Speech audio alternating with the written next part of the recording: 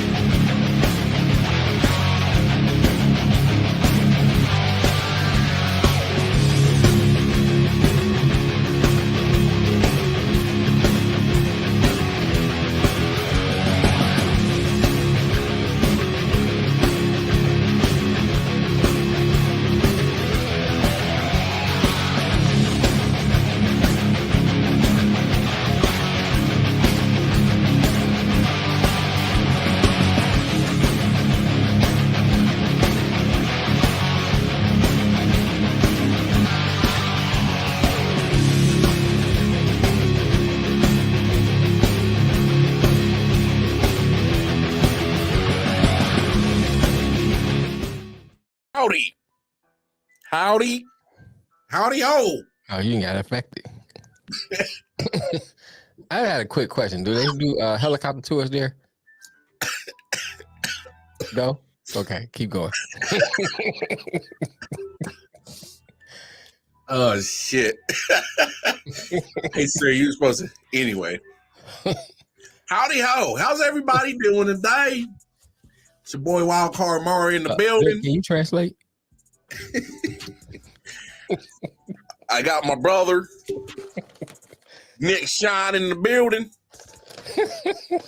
Got my other brother from another mother. Oh, this here's my wife and my sister. Same person. Right.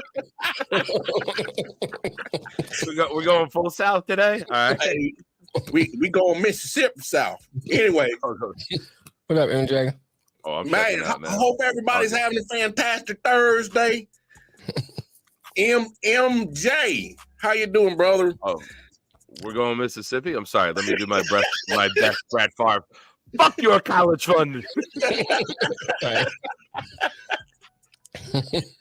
Hey man, my niece's volleyball team needs money. Fuck your schools or whatever the hell he did. It took all the welfare, bro. MJ, you must be one of those niggers. I thought we go full Mississippi. Hey, is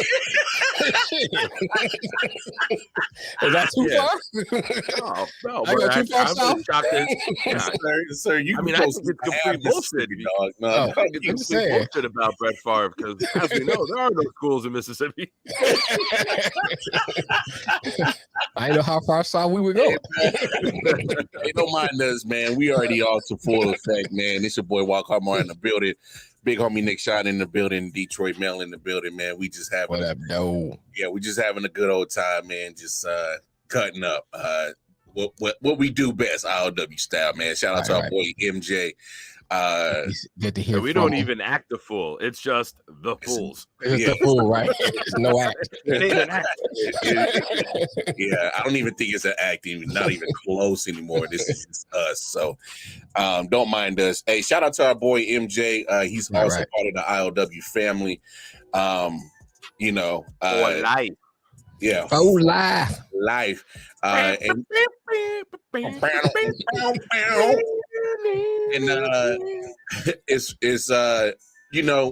we haven't talked about it in a minute, but our brother's still recovering from a very serious head injury. Right. So keep sending thoughts and prayers out to our brother. Thoughts and prayers out to his wife Julia. She's been a warrior through this whole situation. So they're still dealing with a lot, and they still a little journey that our brother's going through. And obviously, he knows that we're here to support him, and we're just gonna continue to do that. So, hey, I just felt the need that we just, for our watchers, our viewers, and our listeners, man. I think we still have the GoFundMe posted somewhere in the I.O.W. page. $1, $2, $5, it all adds up. All right. So, hey, you know where to find this. The social media stuff is on the bottom of the page. I think we've done enough foolery and talking. So let's talk some sports. I just add real quick with Matt. Matt, we love you, buddy. We miss you. But don't fucking ask us to talk that much baseball. We don't. Let's keep things in check, all right, bro? There's a line. We have limitations to our love and our support. I already said the word. I'm going to say it a second time. Baseball. That's about as much as we're going to give you, brother. So keep your head up, buddy. We love you. We're going to talk more women's volleyball, Mississippi schools than we are baseball today. Well, I mean, ironically that you did bring up baseball. Just give it the lead, and then we'll move on to football. Oh no, but I mean, we'll give an update. Obviously, Thursday we got two LCS games tonight. Mm-hmm. Philly, they're up 2-0 in that series against Philly Arizona. look good, man. Yeah, Phillies look good. Good. Bryce Harper is finally doing something in the postseason. Look at him. Healthy. Well, that too. But look at him go, hitting home runs in the postseason. Look at that guy go. So Bryce Harper in the Anthony, have you learned anything by watching this show? I am an honorary brother. I'm good. He's not white, he's beige. Yeah. He's one of the white boys that got stuck in the sun a little bit too long, just a tad bit. But Phil, hey, Bryce Harper doing his thing. When God made him, he got to add the melon, and that's all. I'm missing something with this one. What I can't put my finger on. I'm a black guy. I'm just an albino black guy. Right. Yeah, wow. And then in the American League Championship Series, Astros are down a game, 2-1. They took the game last night against Texas. 8-5. I'd say fuck your Giants, but God's already doing that with all these injuries. Oh my God. The NFL's already doing it. Yeah, well. Especially with the last game. Hey, bro, that was like a full combination of, hey, Giants, F you on Sunday night. It was like, hey, you guys suck. You got injuries. Oh, we're going to make it worse. Man, fuck pass interference. Yeah, well, pass interference, what the hell is that? You're the Giants. Like, if you go look at the script from previous seasons, we let you beat the Patriots twice. Now we get a little bit of get back. We're going to make sure that your punter is going to have to be your starting tackle. Hey, Nick, the script said, hey, man, get the Giants these 2 games in the Super Bowl, and that's it. That's all right. It. Give them nothing else. Anthony, I'm a technically advanced black because I do my shopping and I put everything in the app, so I know exactly what I'm budgeting for, and I'll look for the sales and the discounts of shit. Yeah. Hey, Wednesdays and Thursdays are the day that the meat gets discounted. Wednesdays and Thursdays. All right. Because I don't care. Well, yeah, because you don't eat meat. Yeah. Which I don't see. Hey, explain this to me. So how the hell if half our vegan population is big as Buicks? I'm confused on that. I'm slightly confused. Vegetables are swelling you up. Yeah. So Mel on a date. Oh, sorry, I'm vegan. You get this meat shit. Nick on a date. I will bend over, but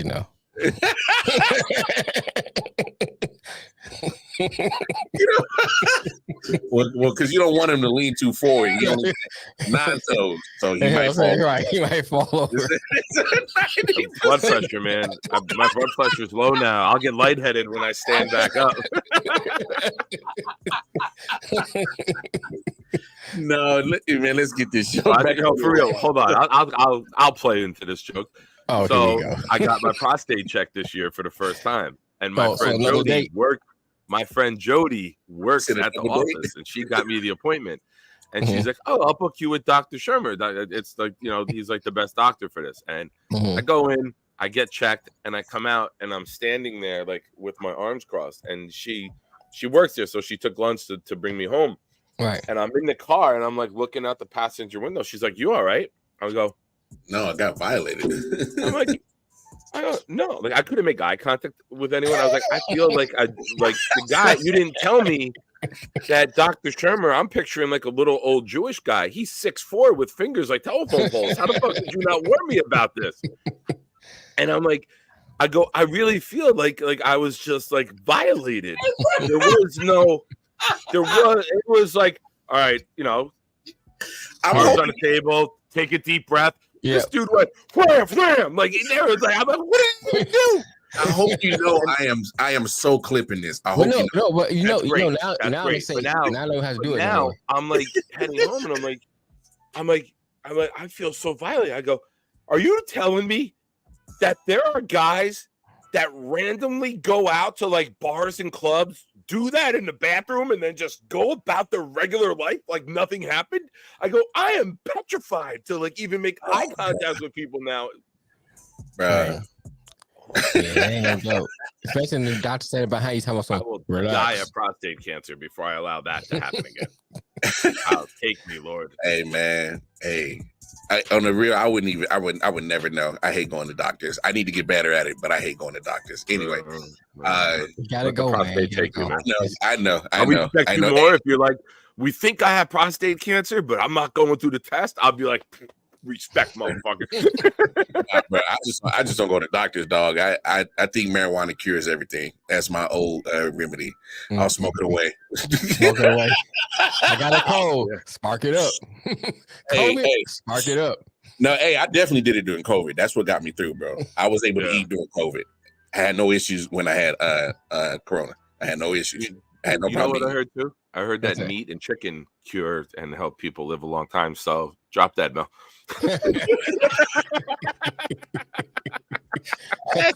Hey, Nick. Hey, right? Especially our people, right? Yeah. Yeah. So I got enough chicken. Fat meat eaters got to stick together, baby. Sir, I'm black. I got a chicken reserve. Savage meat eaters. We transcend race. We'll unite. You want to unite whites and blacks? We talk about people who don't eat meat. Now, fuck them motherfuckers. Facts. Fuck you, Mel. Anyway. You know what? You talk about vegans, all of a sudden, me and Lamar are sitting here like, unity. Well, there better be some unity amongst them Diamondbacks, because otherwise, if they don't get shit together, they will be staying at home in the next couple of games. Hold on, we gotta acknowledge that segue. That was fucking. You're welcome. You're welcome. That was smooth, bro. That was smooth. That was silky smooth. Hey man, I'm smooth like butter, baby. But at the end of the day, black and charcoal. That tastes good too. No, don't laugh. Because Mel turns into the old guy from Boogie Nights. I like lollipops in my mouth and butter in my.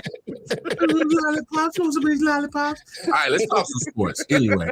Anybody want a popsicle? But shout out to our boy Matt. Hey man, I mean your Yankees just couldn't get shit done this year. It is what it is.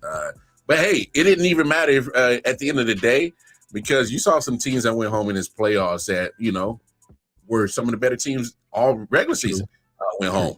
Baltimore went home, didn't win a game. Atlanta only won one game, sent home. Dodgers got swept.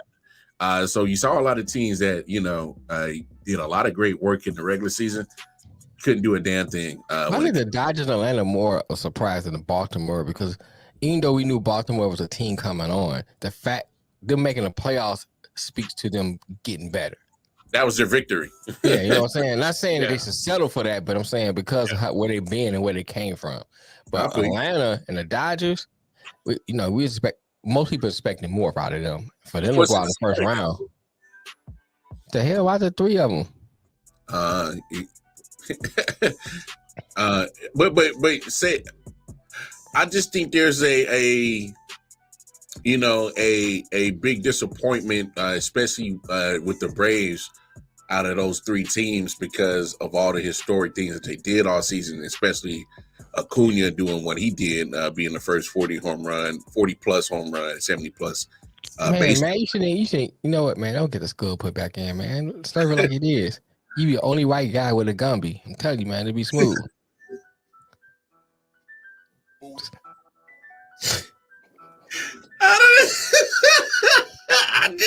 Hey, man. Sometimes I hate you, dog. Sometimes I stop hating him. And that's the rare occasion. So we actually got a good point there, Nick. It's when do I stop? How many shows do you miss? The only time I don't hate him is when me and him got to do a show together. I I be hating them inside. You know what I'm saying? Yeah. You're like a urologist. You definitely be hating them from the inside.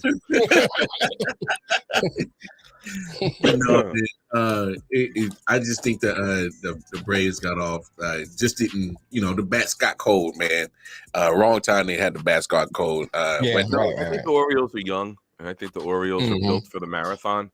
Right. And they don't have that elite talent to get them through a short series in the playoffs, because a lot of teams put it in cruise control, get to the playoffs, and then they're built for that short little 3-game series, right? Or best of 5. When you look at a young, inexperienced team in October, it's tough to show up in baseball and just like do it out of the blue, right? I mean, the Royals did it, and then they fell back off the map, right? Like if the Orioles would have done it, it would have been similar to what the Royals did in 14 or 15. They showed up, did it, and like we're going back to obscurity. Yeah. I like that. I like that story. Even as they're in my division, I like the Orioles story because I think it gives smaller market teams like Kansas City, Pittsburgh, these other places, Oakland or wherever they're going to end up, Vegas. If you hit on your picks, you can build something quick, trade off some of your stars, stockpile picks, hit, and in 4 or 5 years, you might have a young, surprising contender. It gives them hope, right? Yeah, but let's take it a step further because you also gotta manage the raw talent, right? If you don't have the right coaches that can pull out the raw and actual great talent that you drafted them high for, it's pretty much meaningless because that's what we're dealing with right now in Kansas City. I don't think we got the right teachers of the game to get these guys to play better baseball because it's not like we don't have the talent. There's some young talent like Bobby Witt Jr. who's going to be a phenomenal guy in baseball, but you got to. Hey, it's just like farming or being a nurturer to a kid. You got to groom it. You got to make sure you show it. So that is not something two words shouldn't put together. Well, grooming and kids. You know what I mean? That's in like anyway. Yeah. Y'all know what I mean, but the Astros they finally got a win last night. It was looking bad when they was losing at home in Houston, to Texas, but they got one in Texas. I know a lot of people are feeling some type of way about the Astros because they are the defending champions, and you can still probably never lose that feeling that hey, are these guys cheating? But I mean, they cheating, they fucking up. Yeah, I mean, but I mean, I like the Rangers though, man. I like the Rangers story. Yeah, I like the Rangers. They've been bad for a while. Yeah, you know what I'm saying. And so for them to be actually good, I kind of like it. So I'd rather see the Rangers win. Well, because they're doing the same thing that Nick just alluded to. When you have the Royals in 14 and 15, have a bunch of young talent come together and they do it. It's the same thing with the Baltimore Orioles of this year, and Texas Rangers are pretty much following that same guideline where you got to hold the Astros. But here's the difference with the Rangers. They actually have a bigger bank account than what you say Baltimore and Kansas City, and they can speed up their process a little bit quicker by getting Max Scherzers. They wasn't doing it before though, man. They weren't, but so you know what I'm saying? Just start doing it. So yeah. I have to add this. Go ahead. Not what the Mets fans envisioned when Verlander and Scherzer were pitching in the championship series, huh? They just heard the story. But I will say this: as much as it's kind of hard not to think about it, the Astros are cheating. Look, they won the championship last year. Wasn't no backlash from it. Nothing coming out of it from Houston. Signs of cheating. So it's like, at some point, us as sports fans, it's kind of like one of those things where you forgive, but you never forget. You know, it's like that's just kind of what it is. But there might be a new Houston Astros in the world of sports, and I hate to say it, Mel, but it might be your team, old there Jim Harbaugh. Your man's getting investigated for sign stealing. I mean, matter of fact. Let's take a quick listen. What can you tell us about this investigation? I think the key thing about this investigation is the separation between legal sign stealing, which happens every week in high school, college, and NFL stadiums around the country, and what's being alleged here, which is an illicit sign stealing, whether that's sign stealing from opposition stadiums going into stadiums of future opponents and stealing their signs, whether that's using videotape. The NCAA and the Big Ten did not release specifics, but there's a clear line of delineation when you have the school confirming an investigation and the Big Ten conference saying that one of its linchpin members is under investigation, that this has been raised to a serious level. And quite frankly, it's bad news for Jim Harbaugh right now, who's already under NCAA investigation. There was a trope that was about a cheeseburger, the recruiting investigation that Michigan was under that cost him a self-imposed 3 games to start the season. This is a lot more than a cheeseburger. This cuts to the core of competition. And the fact that it's been raised to this level and the Big Ten itself has publicized it really brings this to a serious concern at a time when Jim Harbaugh has a national title contender on the field.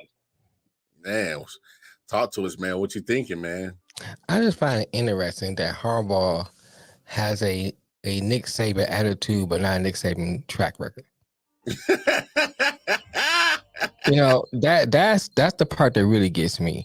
Yeah. I mean, he's not doing nothing that probably most of them haven't done or still are doing. Yeah.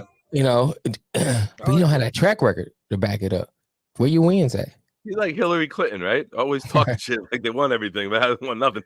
Right. Pretty much. You know what I'm saying? Going on every news thing, talking trash about others who have won, trying to beat them, but never been them. I mean, he's been there for a long time and just not beating Ohio State. Yeah. You know what I'm saying? And no, that's good enough for them, right? It was at one time. To me, like the last 2 years, it's been bigger than yeah. Right. Okay, I see what you're saying. Yeah. I agree, and I think that's my biggest thing with Harbaugh. You know, you can go back to when he's doing the satellite camps and people was complaining about him going out there and kind of like stealing recruits from different places, and you know, and they talk about the cheeseburgers. Then he made it seem like it wasn't a big deal, but he knew what he was doing. Mm-hmm. He knew what he was doing, and this to me, this proves that he knew he was doing because you see more and more stuff coming out. So, you know, I think it's like, you know, you don't have that track record, then, you know, you just stay in your lane. I'm not going to scold him about what he did on that level because I'm sure a lot of them do it. I mean, a long time ago, a guy told me a story, and he used to be a professional bodybuilder. Mm-hmm. And he said the reason why he kind of got out of it because everybody there doing steroids. Yeah. And he's like, I don't want to really get into doing steroids. So my point to that is saying like it's the same thing. It's so much stuff going on in college football that all of them are doing it. Or not all of them, these majority of them are doing, let's say that. It's just that people nitpick when they want to bring it out based on whatever situation going on. You know, we don't like this person because of that or whatever. You know, so it's going on, it's rampant. Mm-hmm. But most of the ones that's doing it, they have a track record. They have wins. They have championships to back it up.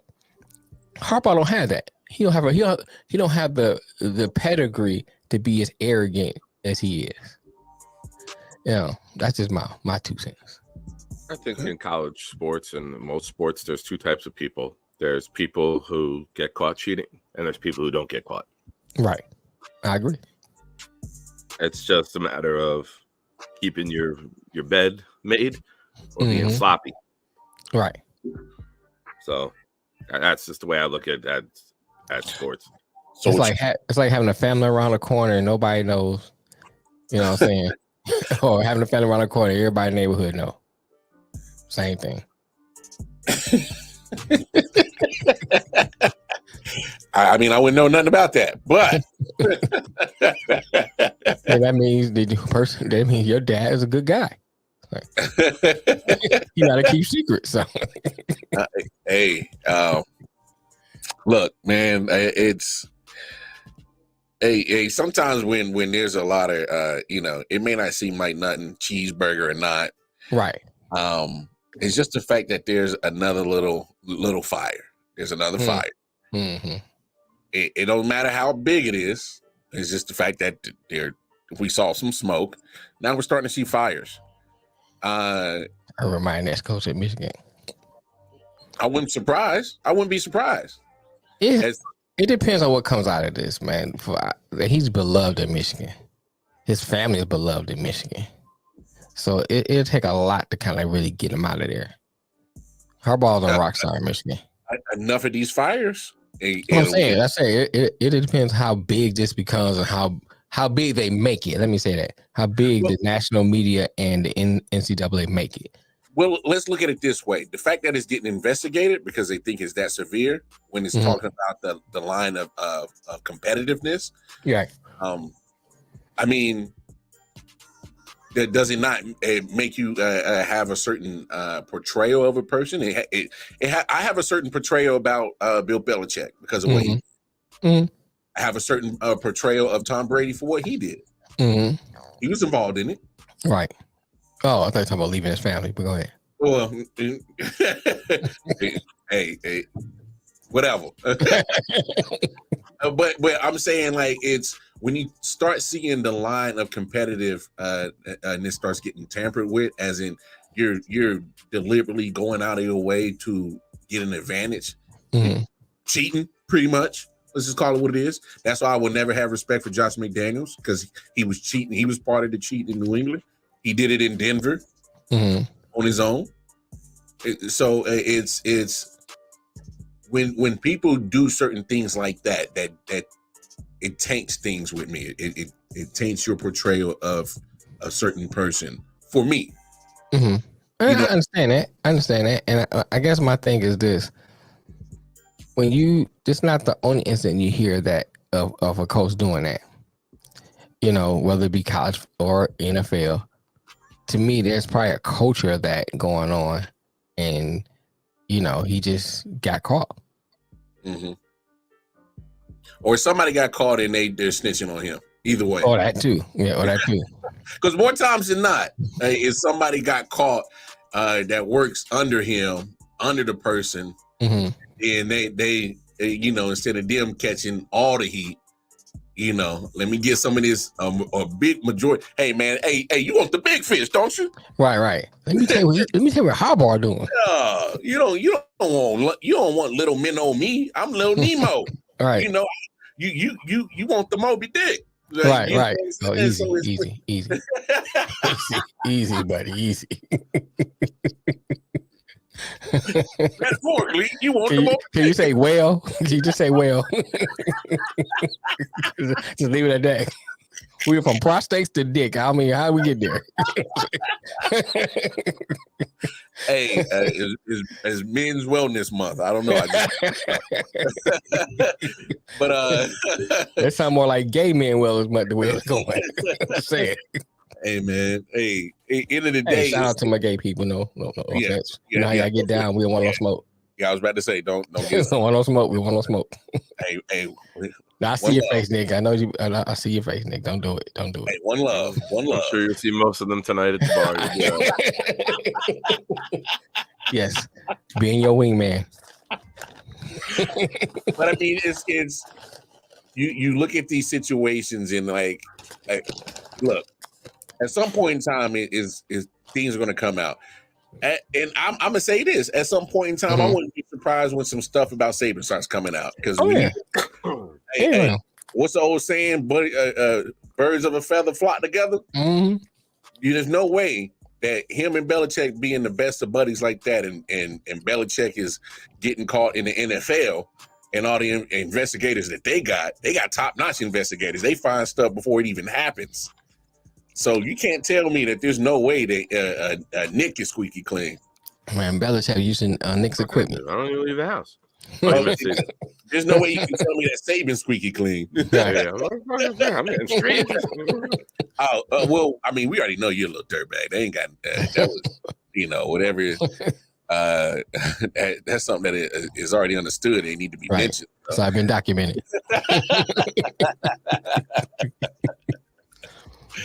But yeah, man, it's a crazy scenario. We'll see what happens. But let me ask you this, Mel. Obviously, being a fan of Michigan, right?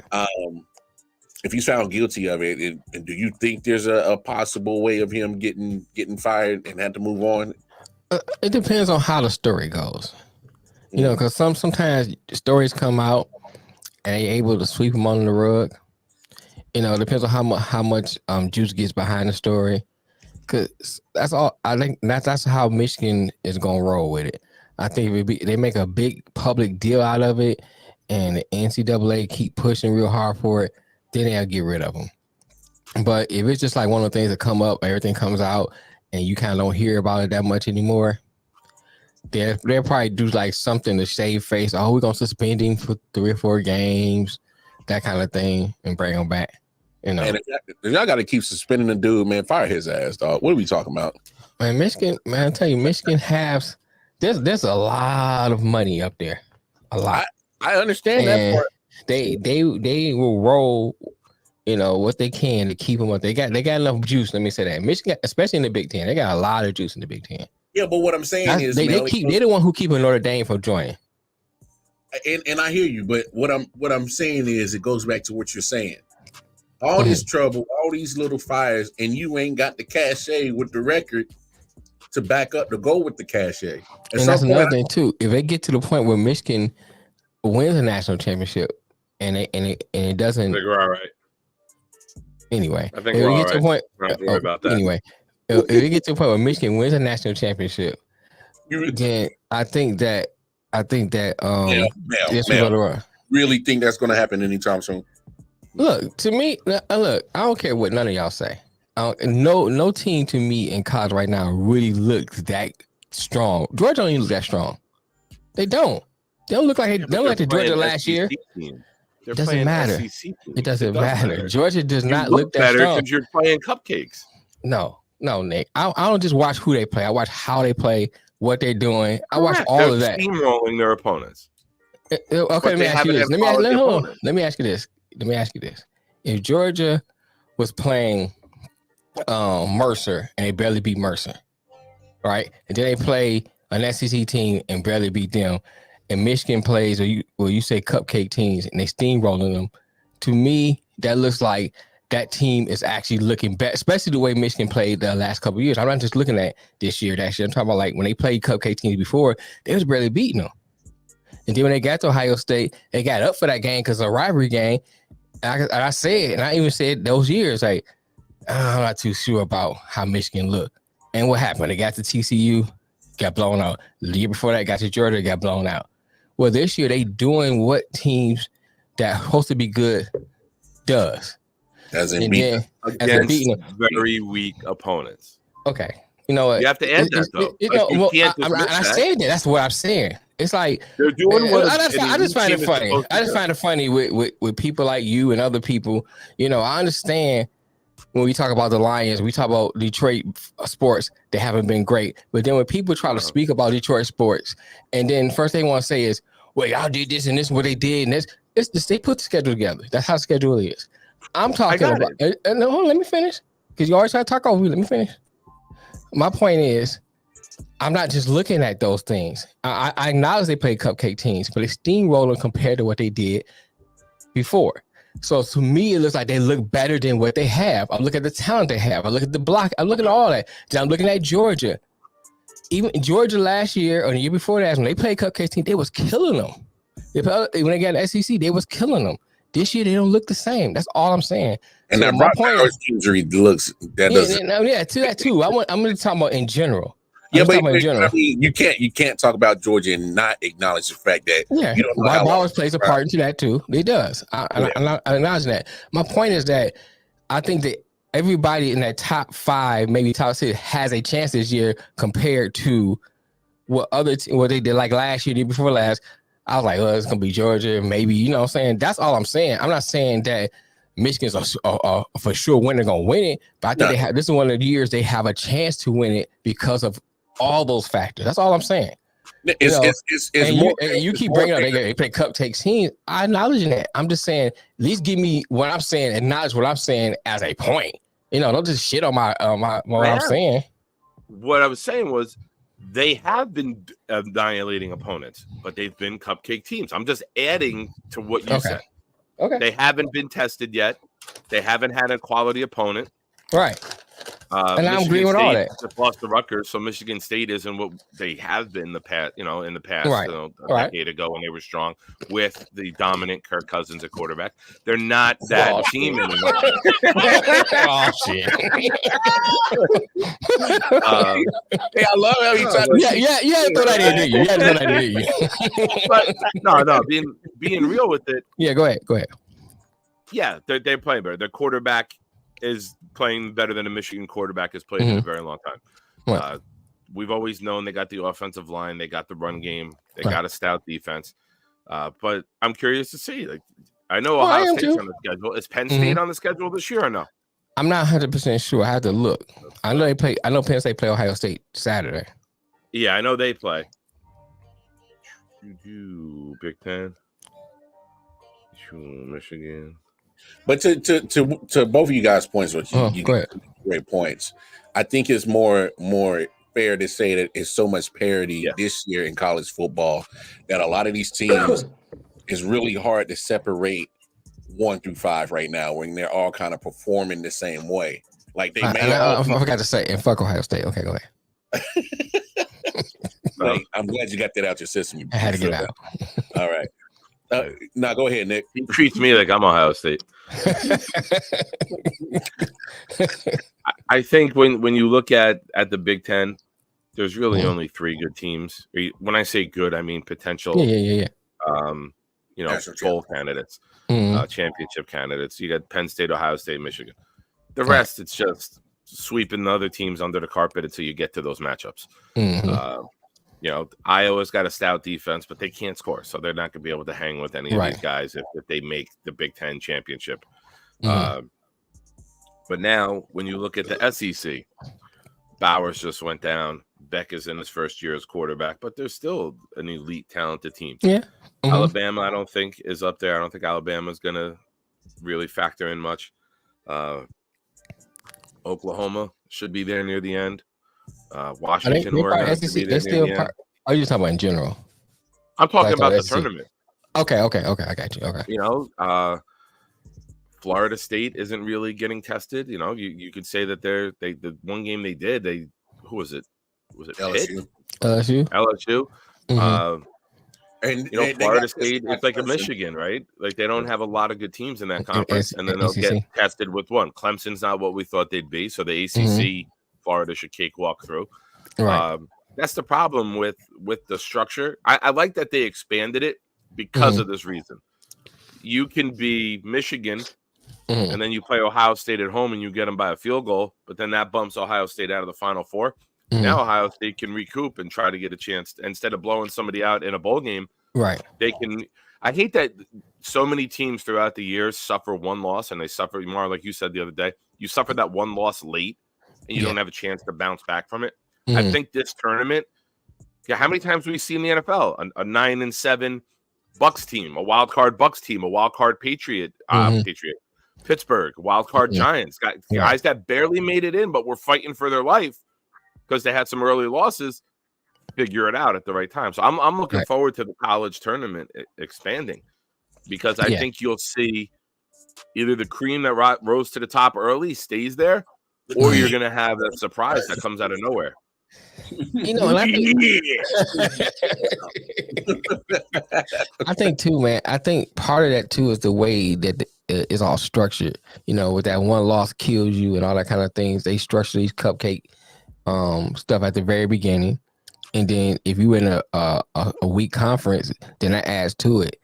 So I think that the NCAA needs to restructure how they look at teams that make it to the tournament. Like one loss shouldn't automatically just deter you, because then forcing you people to play good teams, force them to play better. Well, let's say force them to play better out of conference teams. I hear what you're saying. Put more emphasis on strength of schedule. Right. And I mean, because all of them do it. They all out of conference teams, especially at the beginning, be cupcake. You be college I ain't never heard of. Like what the hell is that? I gotta Google it. What the fuck is that? You know what I'm saying? Look at it this way: these coaches are scared to take that one loss so early that they're afraid of never be able to get back in it, because that's how the committee is structuring everything when it comes to this college football playoff.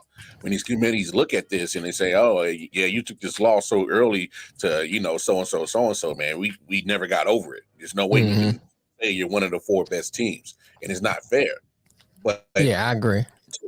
To a coach's point of view, if you go ahead and make a harder schedule for your team, even early, it goes to how you prepared your team. Because it makes your team better, especially especially if you keep the team together for a couple of years. You know what I'm saying, you can build on that, because now we know how we really built against better competition versus if I'm playing backyard state, playing University of Nobodies, and then next game I'm playing somebody else, and then I got a weak conference, and then only game I play I get tested is like 1 or 2 teams in that conference, and that's it. You don't really know how great you are until you get into the tournament and you playing, the best of the best, and you get blown out. Yeah. So I think they need to change that structure. Yeah. Well, because I remember when they used to do the BCS, and strength of schedule was one of the things that they always took into account. Right. And obviously they didn't like how the analytics or the numbers always played out with BCS and so on and so forth. I think you can still come up with a formula or an algorithm that actually does make sense, that where you can take in strength of schedule, who you beaten and who they beaten, and or if you had losses, who the losses to. Well, let the human be the deciding factor. You can have all these analytics and and say this is that, and then kind of like a committee analyze those analytics instead of saying, "Oh, this is what they spit out. Let's go with that." You know what I'm saying? Look at all the analytics, have a committee, look at it, and take some things in consideration, how you make your decision, and then make a decision based on that. Oh no, I can feel that, because I'm like, it's not. I'm not just looking at the numbers and be like, oh, yeah, they're the better team. Right. At the same time, I got to see, do those numbers actually add up? Because if it doesn't look like it, which I know a lot of people who are very analytical, they'll be like, that doesn't even make sense. Like, God gave you 2 eyes. Like, does it look like a national championship looking team? Right. Does it look like it can beat anybody in the tournament? Does it look like it? And I think that's a factor that when you say the human error or the human part needs to be conducted in this, I think that's where it's at too. But right. Let's move on. Let me go ahead, Nick. People. Go ahead. With the people who are 100% towards analytics, which the Yankees have gotten to, and I'm very against it. Sometimes you got to go with the gut feeling. You got to go with the hot arm. You got to go with the guy who's been in the big moment, and that doesn't equate to paper. Right. I feel like you let the kids who play Dungeons and Dragons start telling you what to do in sports.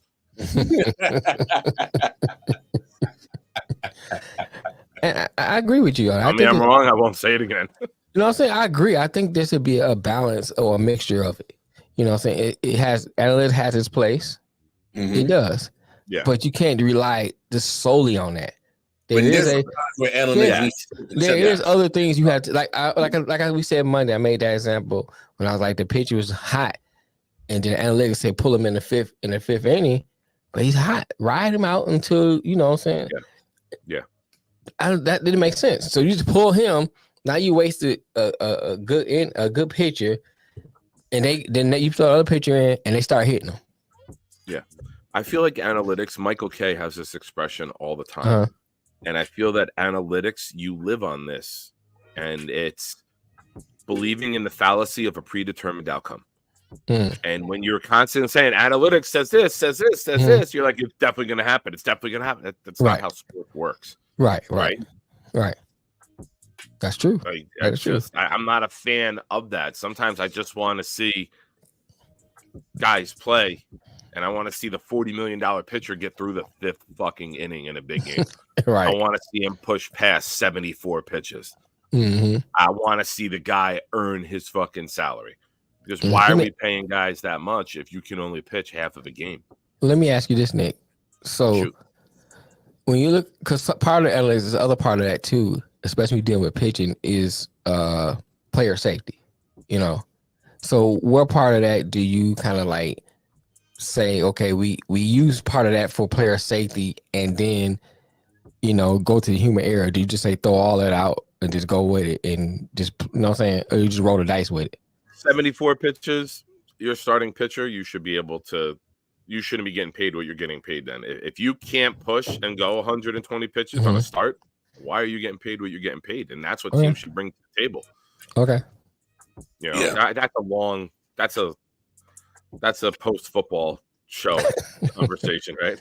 Right. But to your credit, analytics in all of sports. Even you're watching the Monday night game the other day. Joe Buck is like 4th and 3. The analytics say go for it here, but it's a long 3, so it says punt. Like you're getting it too much shoved down your throat now. I agree with that. Sometimes coaching is coaching. Right. Coaching is reading your team. It's reading the temperature of the room. It's momentum based, right? Yeah, that's the part right there too. If you already got that momentum, don't stop the momentum. Go ahead and go for it. You got momentum. You don't fake a punt when you have momentum. You fake a punt when you need to fake a punt when you're gonna start momentum. Like, we're down, nothing's going our way. Boom. Right. You think you fake a little punt. You create. The analytics might say don't do it from your own 23. Right. But then you get a first down, you created momentum. So there's statistical, analytical based data. Yeah. But then there's also human nature coaching. What can I do to spark my team? I'm sure there's analytics about a baseball coach getting thrown out of a game, trying to spark his team. Right. That's not analytics. That's just, hey, I got to do something to spark these guys and light under their ass. Right. And maybe get them motivated and get going and showing them that if I'm this passionate, they should play with that passion. Sometimes you just got to be a goddamn human and not a robot. Right. No, that's real. And I think that's to get off this. And I'm just afraid of AI taking my job, and somebody comes in here and agrees with Mel, and I can't have that.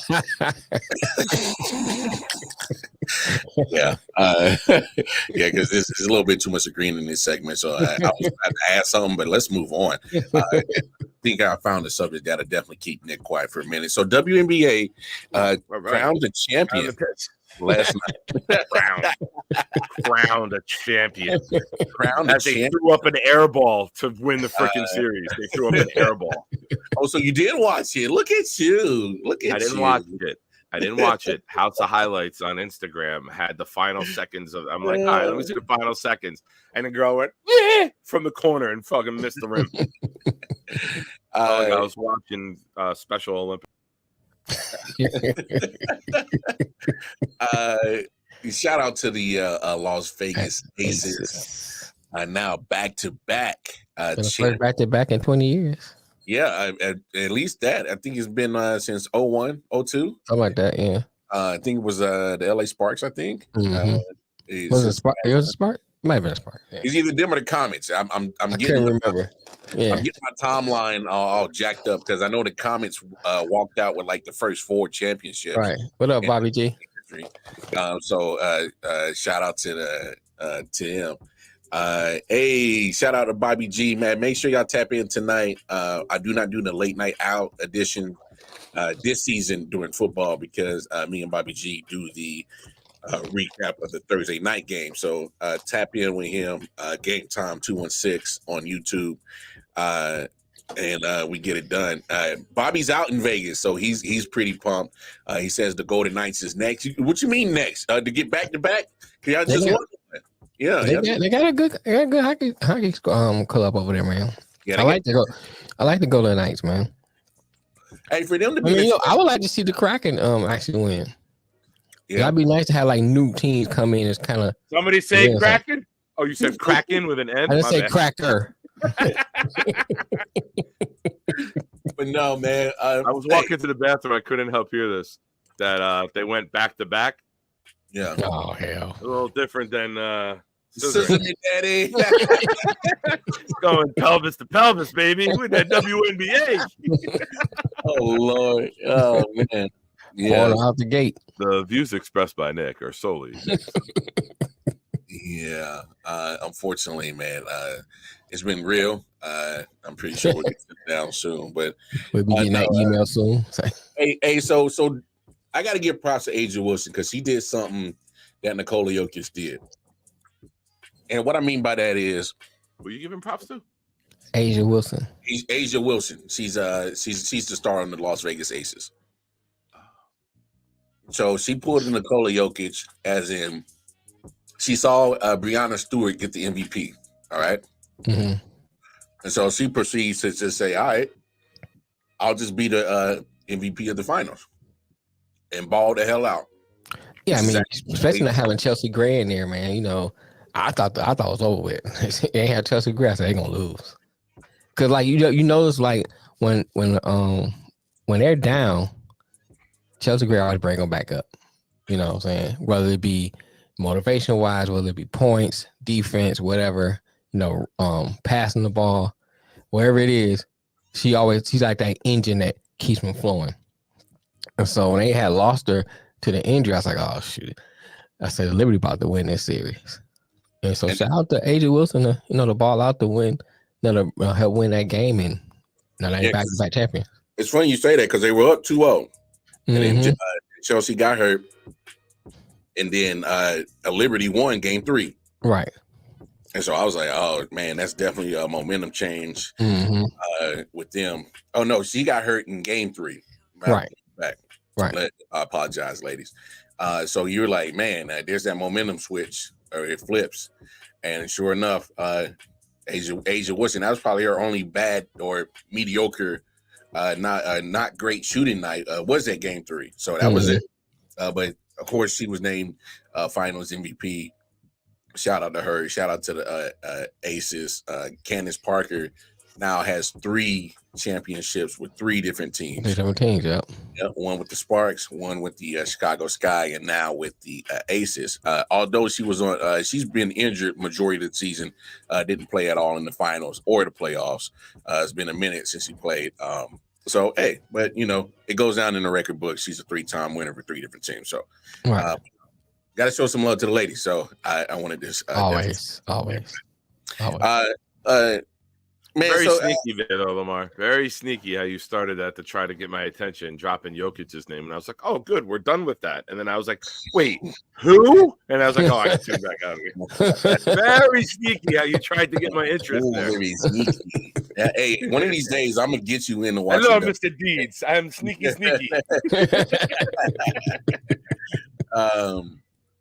Hey man, there's a couple of things that's bothering me in the NBA, and I don't want to talk about this guy too much, but James Harden not reporting to practice and skipping practice and not giving his coach Nick Nurse a reason for missing practice. Hey man, I'm about tired of this dude, dog. This guy cried his way out of Houston, cried his way out of Brooklyn, and now wants to cry his way out of Philly because he finally isn't realizing that his value is no longer at the peak that he thought it was, and he's throwing hissy fits like a little baby, bro. Like, no. Go ahead and say it. Like a little bitch. Like bitch. Like a little bitch. And like a real baby back bitch right now. Right. Is anyone surprised? He's been a bitch for a while. No, what I'm surprised about is the NBA has let it go on so long, and I'm starting to see that the NBA as a whole, amongst the general managers and teams, are just saying, yeah, Philly might be your last stop in the NBA. Who would give up for him right now? With his salary, with his demeanor, with his mentality. You give up his lack of work ethic, his lack of desire, his lack of passion, his lack of all you want to do. He wants to go play one-on-one. He don't want to play team. I mean, I know he gets his assists, so you could say the argument would be like, oh, he passes. He's just about him. He wants to just freelance and play in the park and not give a shit and not commit to doing anything. Just wants to show up, ball, and go home. You can't pay a guy $40 million a year that won't fucking give his all. And I think it's a sign in the NBA, like, select the right guys to give these max contracts to. Right. Don't just give it to a guy because he's eligible for it. Spend your money more wisely. I don't want to say that. I don't want to put it at the point where it sounds like it's a mass problem. But with Harden, you're letting the inmate run the asylum. You're letting the guy who is not the best for everyone be the driving force. And I don't think anyone should. I don't care how desperate you are. Why? Oh, he's going to be different this time. No, it's not. He is who he is. He is who he thought he was. He's a selfish piece of shit and who doesn't have enough to put his team over the top. You can deal with a selfish piece of shit when it's KD. Mm-hmm. If KD healthy, can take a team deep. Harden can't. No. So he's got to stop thinking he's everybody else and realize who the fuck. He's got to do some self-assessing. You go to Houston. Why? Because they love you there and you're not going to get critiqued and they're going to critique the fuck out of you in Philly and in New York? Grow a pair. You go play in the WNBA. Nah, he'll get spotted. The beard will give him away. Will it though? Will it? I don't know, man. Chunky Harden got some of those. Chunky Harden got some of these. Yeah. I can't. He's like, Brianna, is that you? Oh my goodness. Like, you serious right now, dog? Man, I can't help it. Who's the one in Russia? She got to grow a beard to cover that Adam's apple. She got to grow some titties to look like a. Oh, let me say something. Hey, but maybe Harden can't go. I mean, it's yeah. I hear you, Bobby G. Yeah. That's true. No, I don't disagree with Nate though. Yeah, I think he has a great point, and some of the same things I was saying. The same thing. You know, it's like you don't have enough to garner that kind of cachet. You know what I'm saying? Yeah. Your play is not what even his play is not the same. He's not scoring as much as he used to. You know, and part of that is part of his work ethic. Yeah. And it really don't have nothing to do with his actual quote unquote skill diminishing. It's his work ethic. As you get older, you have to still kind of work at it, you know, because your body's not the same. And if you're not committed to it, your play gonna go down.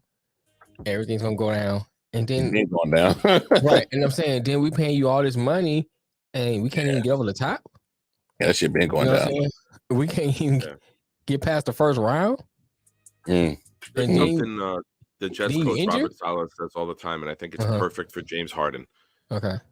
He says we want to find people who love the game. Do you love the game, or do you love what the game can do for you? And I think Harden falls into that second part where he'll commit, he'll do what he's got to do. And I thought there was a small window of time when he was a Brooklyn Net when he would talk, and I was like, all right, man, I've been wrong on this guy. But he says the right shit, and when the cameras are on, but when the cameras are off him, he's a complete asshole. James Harden, there's no other way about it. Like James he will go through the motions, and he will pretend. You know, he fakes it till he makes it. That's the best way to describe it. This when I knew that James Harden don't give a fuck. When I saw him, he was at I think a little baby concert in Houston, and Bun B came through with some Trill burgers, and this motherfucker was dripping sweat in a wife beater and grabbed 4 Trill burgers. Damn. Like it wasn't nothing. Hold on a second. I know sometimes I pretend to be an honorary brother, but Urban Dictionary, little baby, Trill burgers.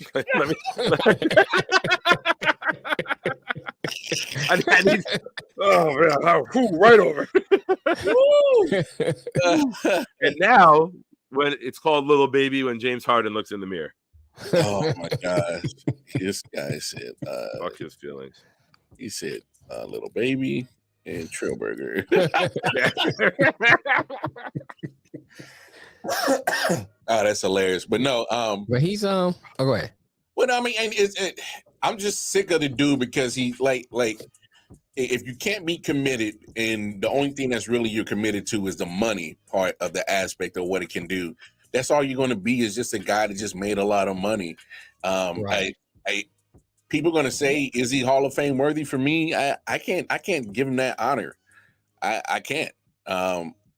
If somehow he made top 75, I don't know who made that list. They were probably drunk as hell when they did it. It's just that sometimes for me, when you just don't have that you know, I get it. You got the skills, but if you don't have the love for the game, to me, you kind of taint a little bit of it for me. It's just a little tainted. That's all. But Hall of Fame talent, but not a Hall of Fame character, not a Hall of Fame person, not a Hall of Fame leader. Hall of Fame talent. Right. That's right. Not a Hall of Fame winner. None of other factors. Like do you allow a person like that to go into a Hall of Fame if they got the talent but doesn't have the rest of the part of their resume? There's people in the Hall of Fame like that. It's tough, right? Because number one, it's not the NBA Hall of Fame, so it's like it's just a basketball Hall of Fame. Basketball Hall of Fame. It's a generic, right? It's not like an abiding, committee or whatever from the NBA. Right. But how big are your contributions to the game? The step back, the travel game. You never won. You never won. He abused to me, you're the ultimate compiler. You're the guy who puts up big numbers in games that don't mean shit. Yeah, because it never came up big in the playoffs. Not that I remember. So no, if it was a first round game against an overmatched opponent. Somebody tell me a memorable James Harden playoff moment, and I'll shut up. All right, so that's the shit that I'm talking about. Nobody could. I got one. We went like 3 for 19 in a game in an elimination game, right? I'm talking about memorable, as in that done something successful. It's memorable to me because his memories are failures. You, and I'm not saying that to be an asshole. Let me specify. When you talk about the greats, the Hall of Famers, they leave great impressions with you. Right. Jordan, Kobe, even though you all might hate him, LeBron. There are moments that the down 3-1 coming back will stand out in everyone's mind when you talk about LeBron. Tim Duncan, Shaq going for 40-something against the Nets and dominate. There are performances by Hall of Famers that make them Hall of Famers because they did what regular guys can't do. Mm-hmm. When you look at James Harden is a regular season compiler who can't do it when defense gets turned up and can't do it in the postseason and can't lead his team to victories. But, man, he can go for 60 and 15 against Pocatello, Idaho on a Tuesday night that don't mean shit in January. I need to look that up and see if that's a city, bro. Pocatello, Idaho. No. Here in Pocatello, Idaho, we do not allow Negroes. Yeah, that's where Lamar was doing DoorDash this morning. Right, Pocatello, Idaho. Boy, you sure you got the right address? Hey, bro, had me with my hand on my glove box, dog. Hey, man, I gotta pop the glove. The door went, get off my porch. And Lamar was like, get back in your house. Hey, for real. Get your ass back in your house. I'm leaving. Leave me the hell alone. Shit. You want this unseasoned chicken? You better back the fuck up. But no, man.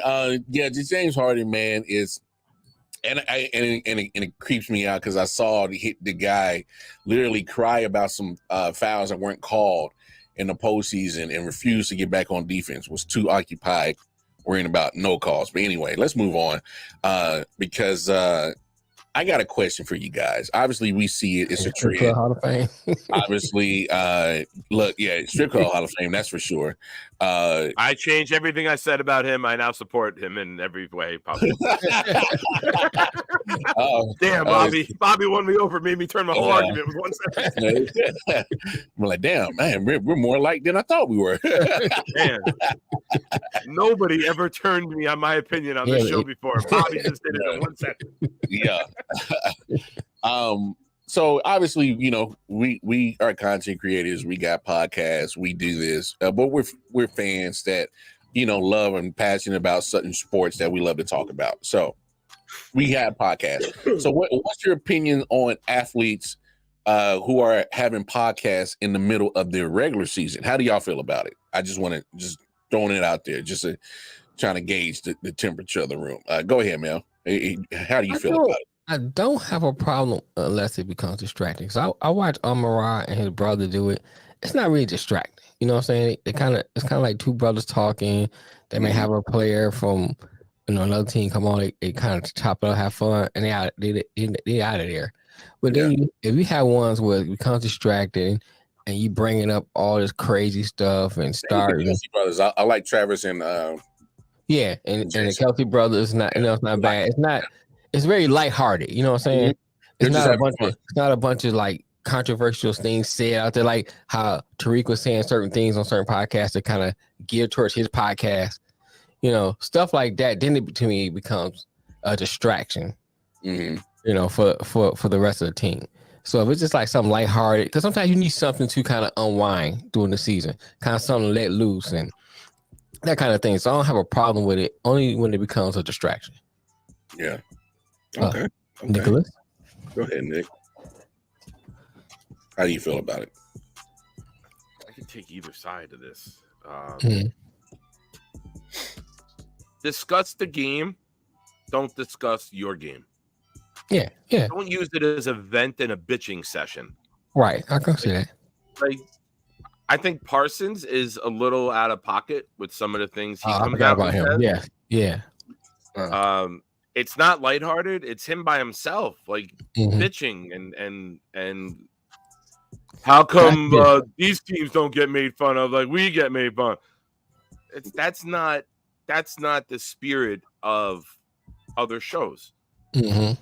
You know, I think Von Miller does a really good job with the shows that he does. He'll discuss opponents. He'll do it in a respectful way, but he's also a veteran and he's seasoned and he's smarter than that, right? Mm-hmm. Young guys are still maybe sometimes too caught up in their emotions, and I think that maybe you see that with Parsons, whether it's positive or negative.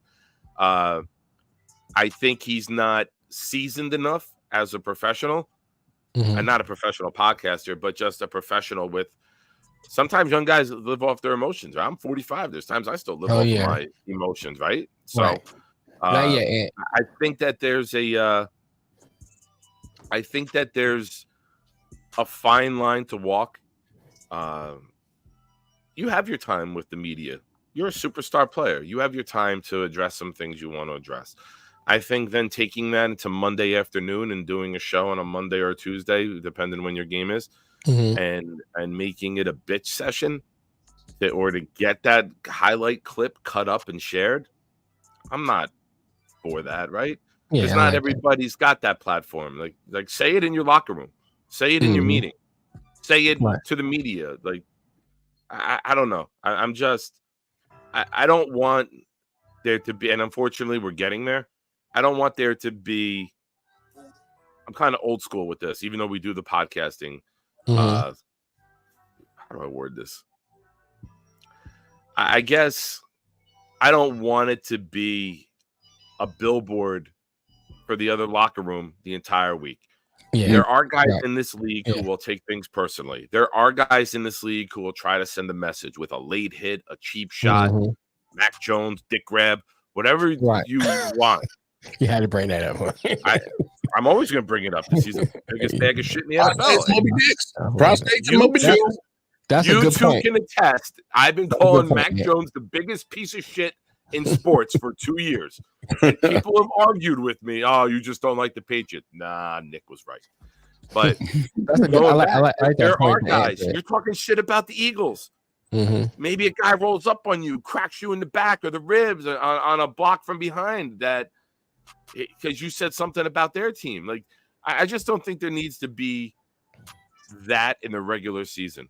Do that shit in the offseason, man. Make that your hobby. Do it in the offseason. Discuss the game. Discuss where we're at. But having the media session after the game and then going on a show and continuing that, I don't know. I think it shows poor judgment for young guys. Unfortunately, I like to acknowledge that Ant-Man brought up 2 good points. Well, hold on. Hold that thought because I brought that up because obviously Nick kind of said it already, but take a listen to this. I just don't condone the bashing of Dak Prescott and the Dallas Cowboys and have the same energy for the Eagles. We want the same energy for everybody because there's a whole bunch of bashing when it's Dak Prescott, but not the same when it's the Eagles. I got time today. A lot of people said the Browns defense was overhyped. I said the Browns are the real deal. Acho said this, which pissed me off. I'm not worried about the 49ers. They were missing Christian McCaffrey, Deebo Samuel. The Browns were missing Deshaun Watson, Nick Chubb. They were missing them key factors before the game even started. So why is it that we are just scrubs and we're nobodies that don't deserve to be on the field and we're just all talk? But there's 100 excuses for these other teams. If y'all just want to hate Cowboys Nation, just say y'all hate Cowboys Nation. I'm tired of people trashing my quarterback. I'm tired of people trashing my team. That's why I had nothing to say to the media this week. You want to hear me talk? Come to hear me talk on The Edge Monday night. And that's point blank period. He said it. Mm-hmm. He did. I just want to promote my show. He said it. He said it. I thought the same thing when I heard it. He said it flat out. Yeah. I didn't talk to the media. You want to hear what I got to say? Come watch my show. Right. All right, bro. Say that without saying it. But all right, let's address it. I don't want to spend too much on this team because they're not worth talking about. But your fan base, your owner, your team constantly tells everybody this is our year. Mm-hmm. So everyone's going to laugh when you fail.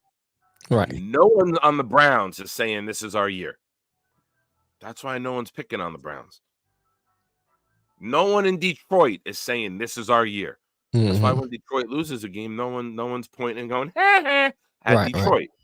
Right. It's the fans and how they present themselves. It's the team and how they present themselves, and it's the owner. Mm-hmm. You want to be a Cowboy fan? You want to be a brash? You want to be loudmouth? You want to be bolsterous? Cowboys are your team. And that's why when shit goes bad, we all do the Nelson from The Simpsons and go, right. Right. Because you put the spotlight on yourselves when you don't deserve it.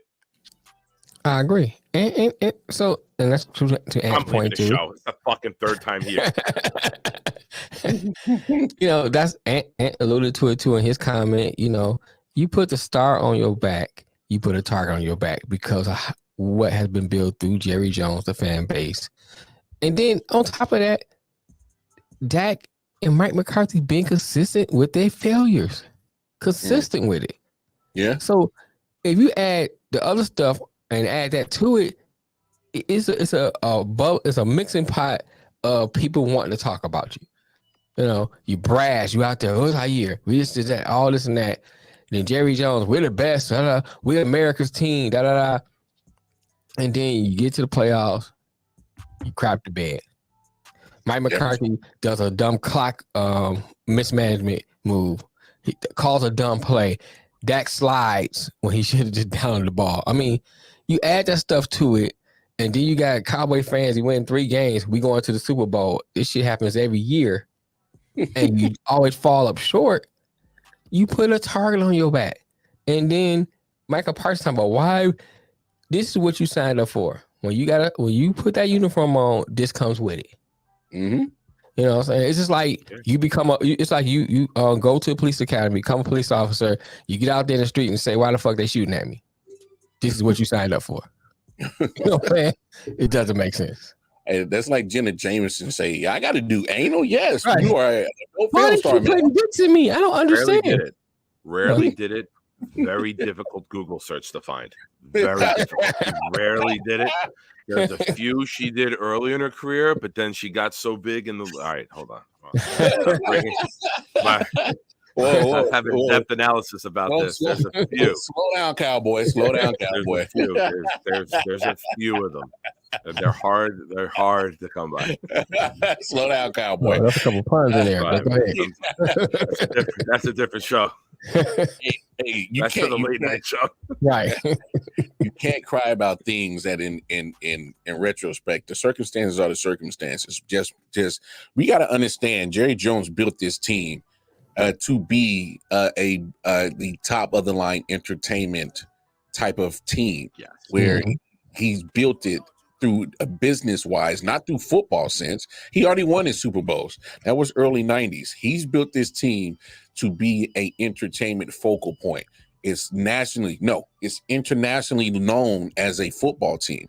What other North American owner made $1 billion in revenue? Only him. He's been the only guy to do it in North America. And it's because he's built it to become a entertainment status. That has nothing to do with the football prowess of this team. Does it have talent? We recognize that. It has it every year. But the fact of the matter is, when you don't invest in coaching, you don't invest in quarterbacking, and I'm not just talking about dollar wise, I'm talking about in the talent wise, you don't win the Super Bowl. Fact of the matter is, and Cowboys fans got to come to the realization that your team is built for entertainment, and you keep falling for the same damn vicious cycle every year because you keep spending your money on the team, and they're not going to give you no Super Bowl no time soon.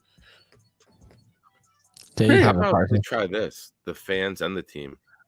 Try being humble in defeat instead of brash, loudmouth, obnoxious, and boisterous. Right. Try just being humble in defeat. You got fucking smoked by the 49ers. They were healthy. You were healthy. You got fucking steamrolled. Why are you complaining? But Parsons was already crying. He was already crying the next day. Oh, that was personal. Oh, the kid wearing the FU Dollars shirt. Shut the hell up. Do you know the Dallas Cowboys? Do you know Jerry Jones and his son? Do you know their checklist to draft a player? Are you talented? Are you emotional? We'll draft you. Hey. Like, just you got the shit kicked out of you. Tip your hat to the other team. Yeah. Oh, we'll see them again. They don't want to see this again. Everybody wants to see Dallas in the playoffs. The chances are the other team don't want to see them again. Right. You don't want to see them. What's the last old man? No. Seahawks will bust that ass. The Lions will bust that ass. Philly will bust that ass. Buccaneers will bust that ass. Hell, the Jets will bust that ass. Are you making the Super Bowl? I mean, the Cowboys. I was talking about the playoffs. Well, the Jets can't. Oh, that's right. They're in the AFC. That's right. All right. Hey, first of all, your Jets season is not over, so I don't know. It's end of the day, checklist to beat the Cowboys. I'm like you guys. I could sit on both ends of this. Should players have podcasts in the season or not? I just want to get your opinions on that because there's benefits to having. It kind of gives us that behind the curtain peek of life, which is cool. But don't like Nick said, don't go in there bitching and moaning and complaining about shit that's been there before you got there, and that's just the culture. It is what it is. There's a lot of scrutiny. There's a lot of scrutiny that comes with a Dallas Cowboys star on your helmet. It's always been there, and that was way before you started wearing that Cowboys jersey, Micah Parsons. So, just deal with it. All right, toughen the hell up and shut the hell up and play ball. Worry about that. Brand is more important than success down there. Oh yeah, it is. So, because at the end of the day, that franchise is going to make the money whether they host the Super Bowl trophy up or not. All right. So that's the facts. All right, let's get to our top 10. Top 10 I.O.W. rankings of the week. I've got to write mine down. I know you old man, you old fucker. I'm gonna start at number 10.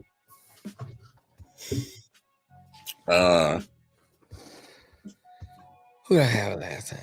Definitely don't have them motherfuckers no more. Yeah, I can't even remember my list from last week. But I'm gonna go ahead and start at number 10. Go ahead. I'm not okay. Surprisingly, I'm gonna actually put the Jaguars right there, number 10. All right. Okay. 4-2. They can win some football games in England. They finally won one in Florida last week. They finally won one in Florida. I got them at 10. I got Cincinnati at 9. 3-2. Okay. Had a big win against a good Seattle team last week. I just talked about them. They're 4-2. I got Dallas at 8. I still like the defense. They got the script. The script definitely told them that they were supposed to win on Monday night, so they took care of it. That pick worked out great for me on the pick 'em. Right. I got Tampa Bay at 7. I know they're 3-2, but it's. I mean, what else can I say? I know they lost to Detroit. That was a good team. That's the only knock I got against Tampa Bay is that a good defense that is stout. They can give Baker Mayfield trouble, and this happened twice this year. So I got them at 7. I got Buffalo At number 6, I look, I got to call a spade a spade. Y'all should have lost that game. All right. Y'all should have lost that game against the Giants. You got bailed out. Brian Daboll knows you like the back of your hand. Looks like y'all didn't change too much. It's interesting. I don't know if y'all saw the post game handshake. Your boy Daboll, tried to give McDermott, real dap up, and McDermott kind of gave him a quick little and then scurried off. I wonder why. So it's. I just thought that was interesting. I got 6. I got Ravens at 5. Lamar did play pretty well. I'm not knocking him from that interception. I just think Rashad Bateman is trash, bro. Man, they bet off with Justine Bateman.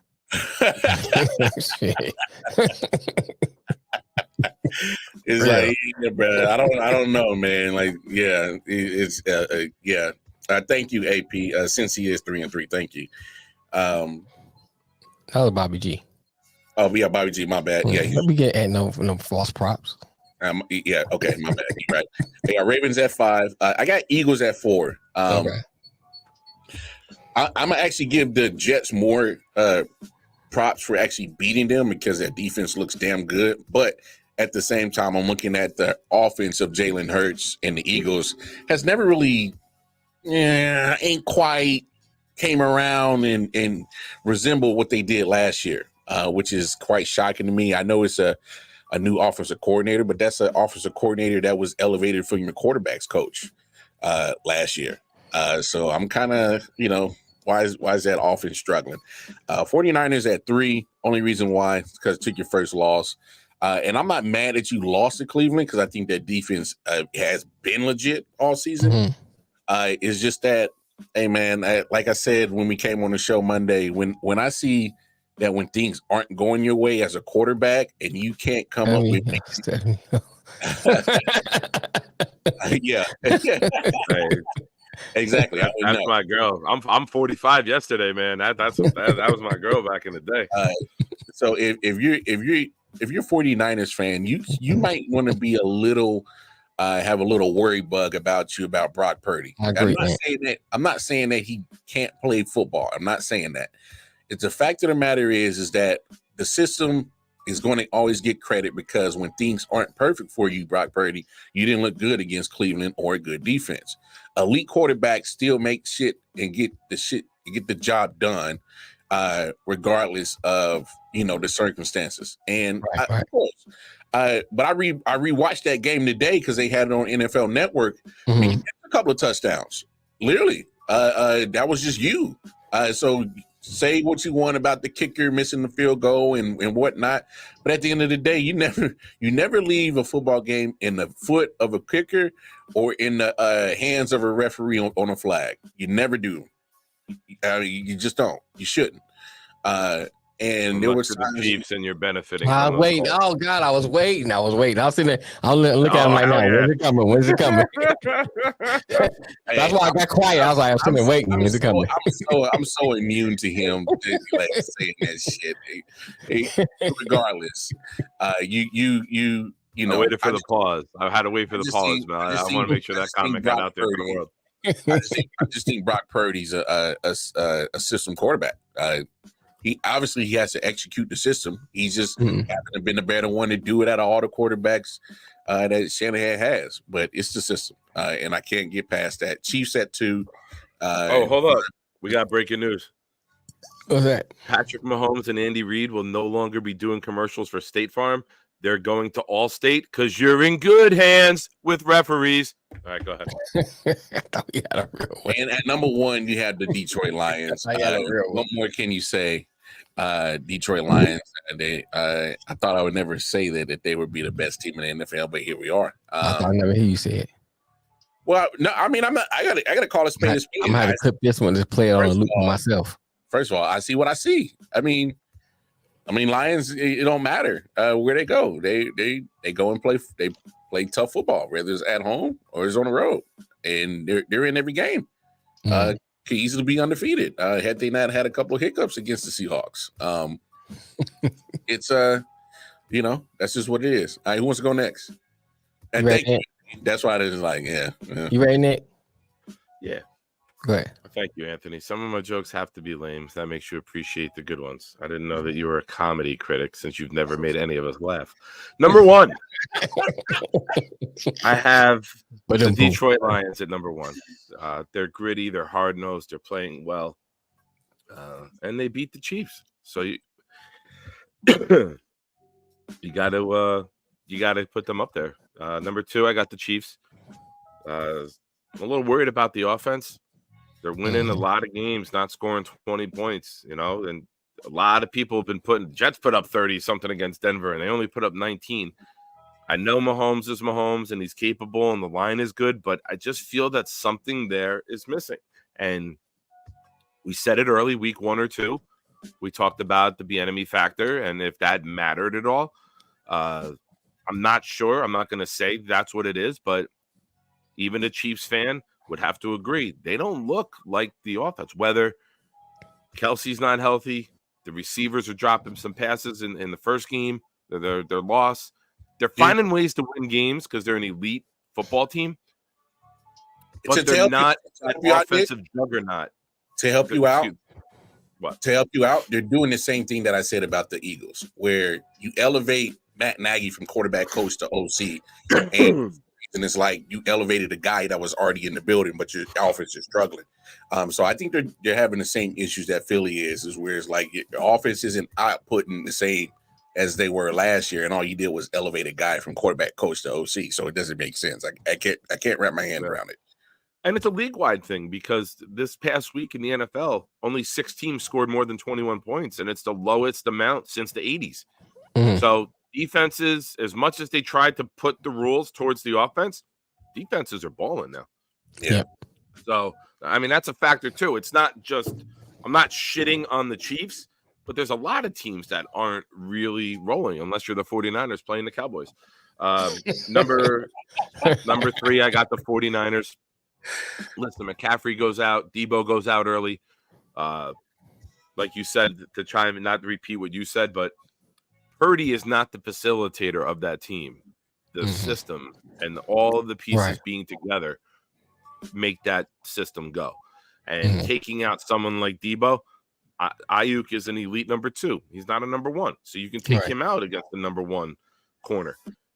It's everybody there has a job to do and a role to do, and every play is built on those guys doing their job. And when you put guys in there who don't do that job the way other guys do, it hurts them. And unfortunately, they're a team, how physical they play, people are always getting banged up. Yeah. Speaking of getting banged up, Jalen Hurts and the Eagles, who lost to the Jets, are at number 4. I have a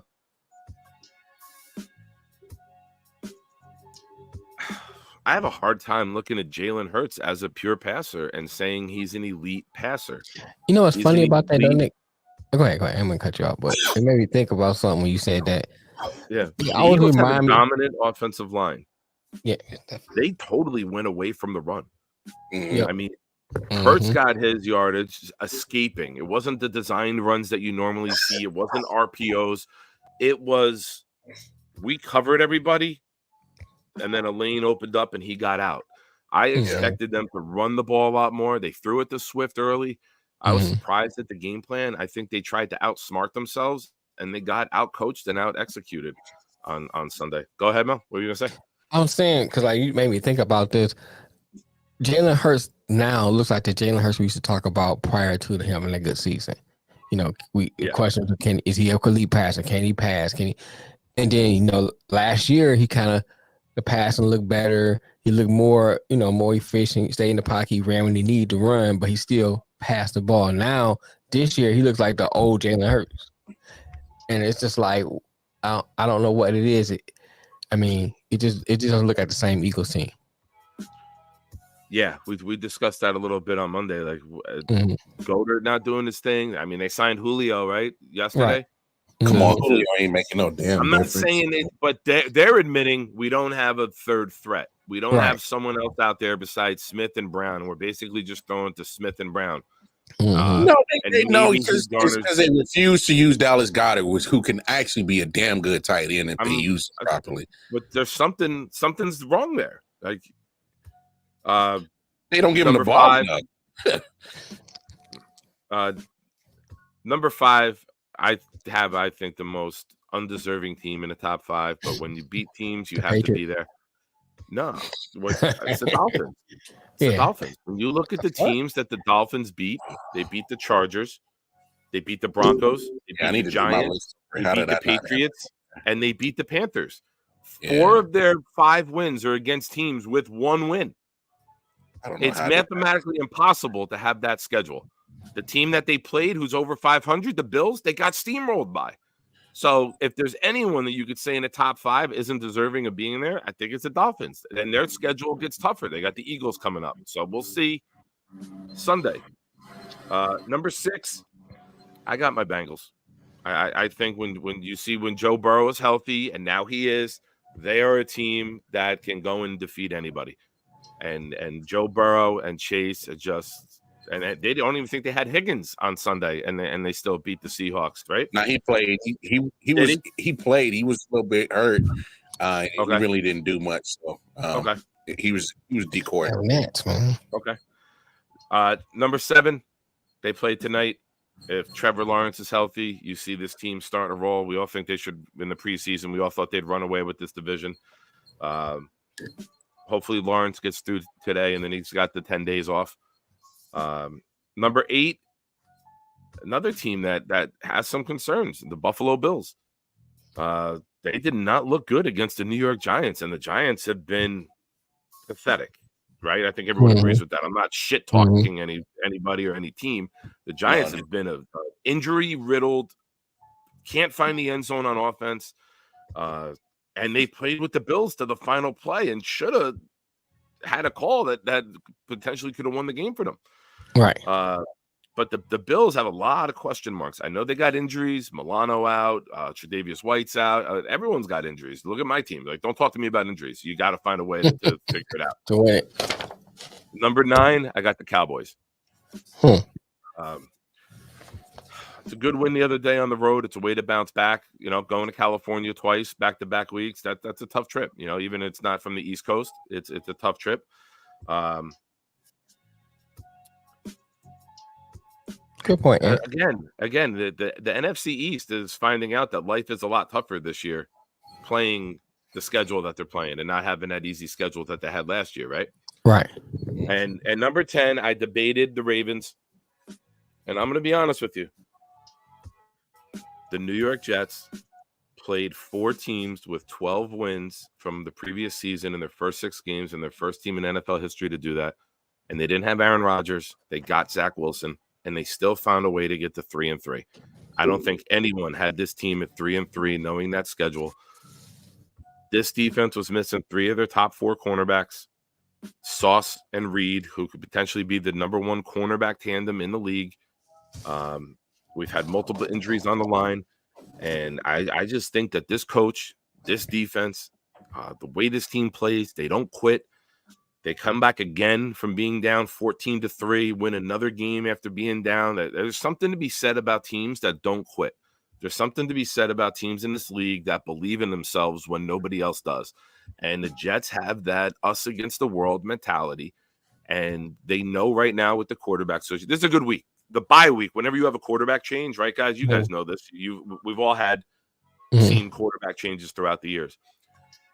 Monday, you put your game plan in. Tuesday, you implement it. Wednesday, you're on the field. It's tough to overhaul from one quarterback to another. The bye week is normally when you do it. Now you look at the schedule coming out of the bye week with Giants, Chargers, Raiders. I think this team is set to go on a nice run. So I think defense travels, and this defense, as we've shown already with the turnovers we've gotten, 11 turnovers between Mahomes, Allen, and Hurts, they're taking the ball away, and they can do things and they can score. So I think that they're deserving of being there. I think you put Jets and Ravens equal because they have some issues on offense. They have some issues with dropping the ball, but being my team, I gave them the nod. Hey, I'm not mad at you. Put him there at 9. I'm really not. 10. I am. I'm mad at him. I had 10. Cowboys were 9. I'm extremely upset with him. No, I had him at 11. It's just because, like, you gotta just give props to a defense that is playing dominant and they're taking the ball away. That matters. Dominant. Because what it does, it gives your offense who is struggling and gives them a chance to start getting things together. And once the moment that it does, watch the hell out. So right. It can be a serious problem. Go ahead, Mel. Just traded McCall Hardman back to you guys yesterday, and it's not that he didn't. No, y'all went. We drafted Gibson. Well, undrafted. I'm sorry, Gibson, who had the return punt in the Buffalo game to open the season. He took that role. So you got an undrafted guy, small contract, under contract for the next couple of years. You want guys like that to go win a job. He did. It's not that Hardman failed. It's just Gibson came out of fucking nowhere and took those reps for that skill set. So I agree. Yeah, he definitely took all of McColl's special teams job once the moment that he took that joint back to the house week 1. That was it. And he's our number 3 receiver now. When we run 3 receiver package, it's Wilson, Lazard, and Gibson. And they'll rotate Cobb in, but Cobb's got to stop. Stop. Yeah. He doesn't for the confidence at home. Well, just like you said, Gibson did earn that spot. But, hey, when you're not getting the PTs, it's kind of like, hey, might as well. But it helps out the Chiefs in the same way. So, and then you know what? The Jets did buy him right. They sent him a place they know he can go, could contribute, and succeed. Right. So, familiar with everything in Kansas City. I mean, he's won 2 rings. So, hey, I get to go back. Cool. So it's a win-win for everybody. And he can obviously give a spark to the Chiefs offense with the familiarity in that aspect. Go ahead, Mel, top 10. All right, I'm gonna start with 10. So like 10, I was kind of like fluctuating back and forth between, the Browns as 1 because I gotta give them a little props for easy beating San Fran and a defense. I mean, the defense looked good, and so I was fluctuating between them and the Jets. You gotta give the Jets props for where that defense played, and nobody outside of New Jersey thought they was gonna win the game. Mm-hmm. You know what I'm saying? And a lot of people inside New Jersey didn't either. Let's be real. I was arguing with Jets fans. And so speaking your buddy Jeremy talking about they need to get rid of the coach. This is the coach's footprint especially on the defense, how they playing. They got that mentality that Robert Salah has. It's showing through the way they playing. So I kind of fluctuate between the both. I'm just gonna go with the Jets because as a 10-8. Mm-hmm. And then number 9, I got the Bills.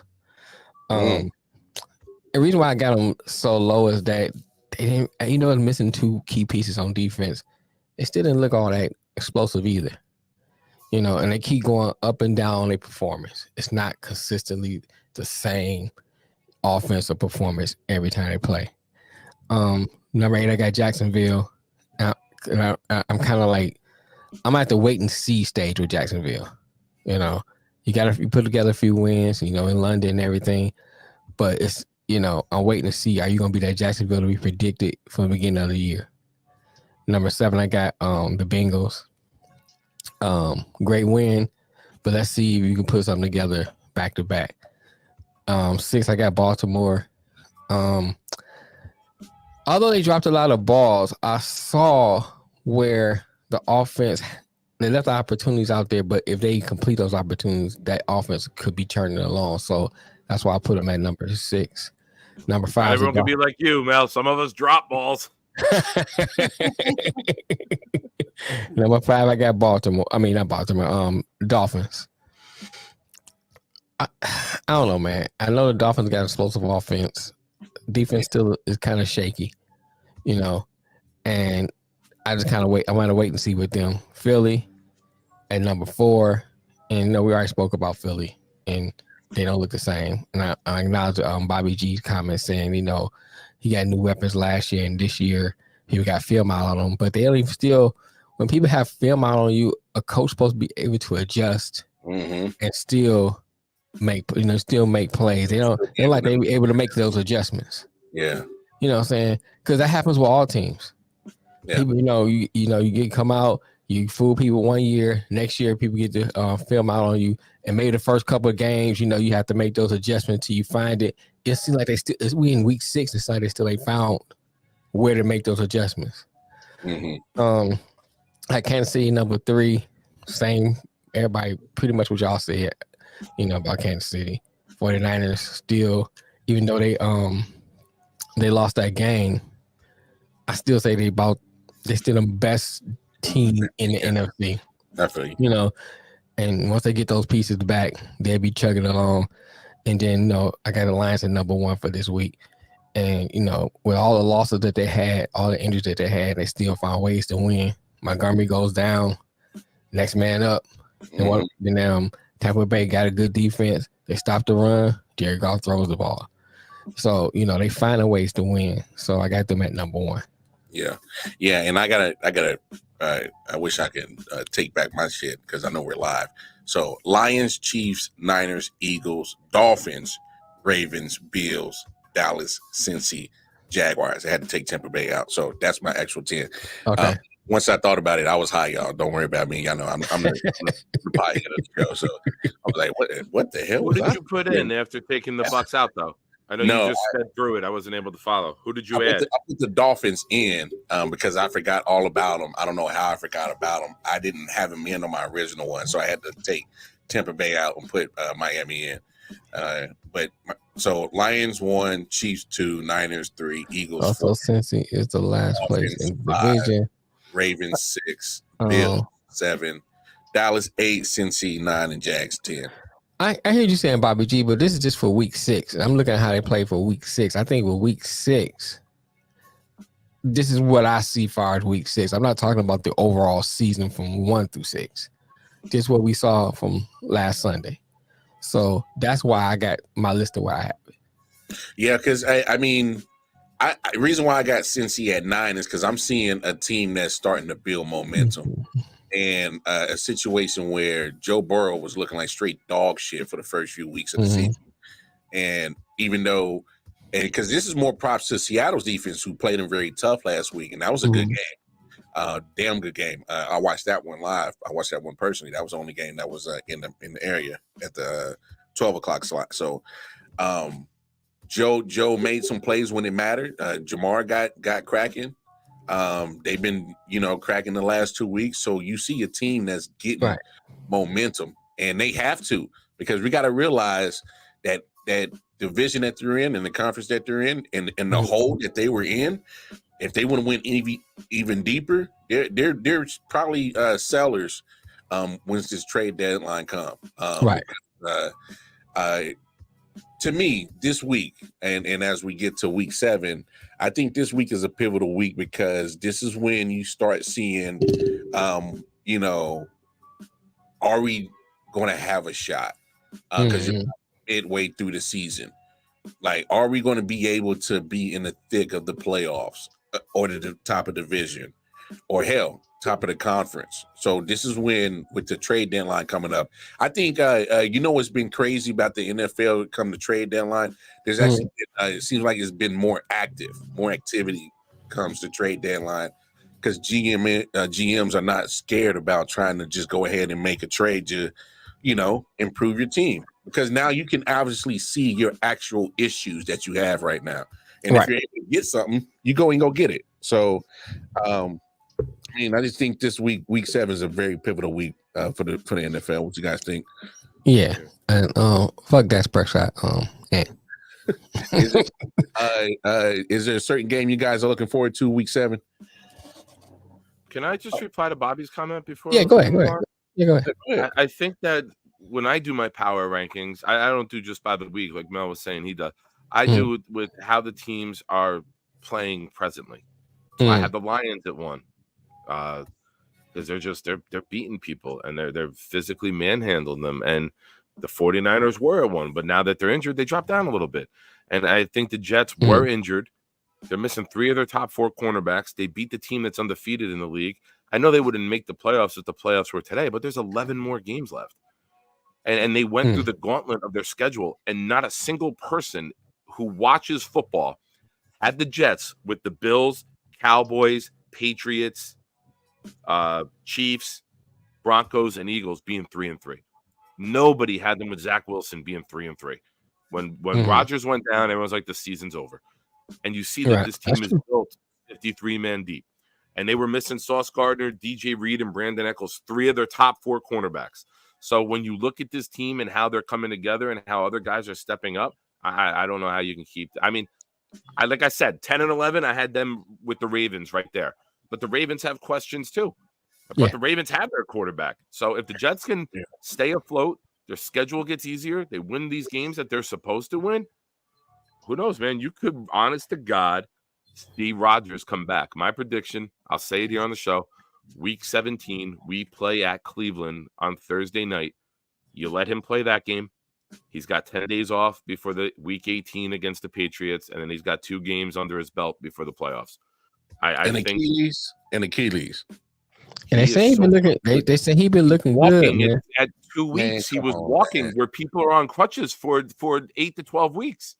Man, yes, I've been seeing the reports. They were saying he looked good. It's new technology. Bro. It's a new way of doing it. And now it's a new. Cam Akers is a running back. Cam Akers came back in 6 months. The year they went to the Super Bowl, he did it in July. He was back in January. Rodgers doesn't have to be as mobile and as agile as Cam Akers. But that's not 6 months, dog. And Cam Akers is half the age, dog. I got you, but he's ahead of pace of where Akers was. Drastically ahead of pace where Akers was. Yeah, that's steroids, bro. that man, steroids. Yeah, that man, whatever it is, who gives a shit? I don't give a fuck. Hey, that boy bent over real quick. He said, "Man, wait. He took the needle, bro." Oh, okay. Yeah. If we, with our schedule, can get to 10-5 with 2 games left. Hey, I mean, I've been hearing a lot of people talking about it, though. I ain't gonna lie. I've been watching you can laugh at it, but he is light years ahead of anyone else who's ever had. J.K. Dobbins is going through rehab with him right now, who did it 2 weeks after him. And even Dobbins is saying, like, it's amazing where he's at. Yeah.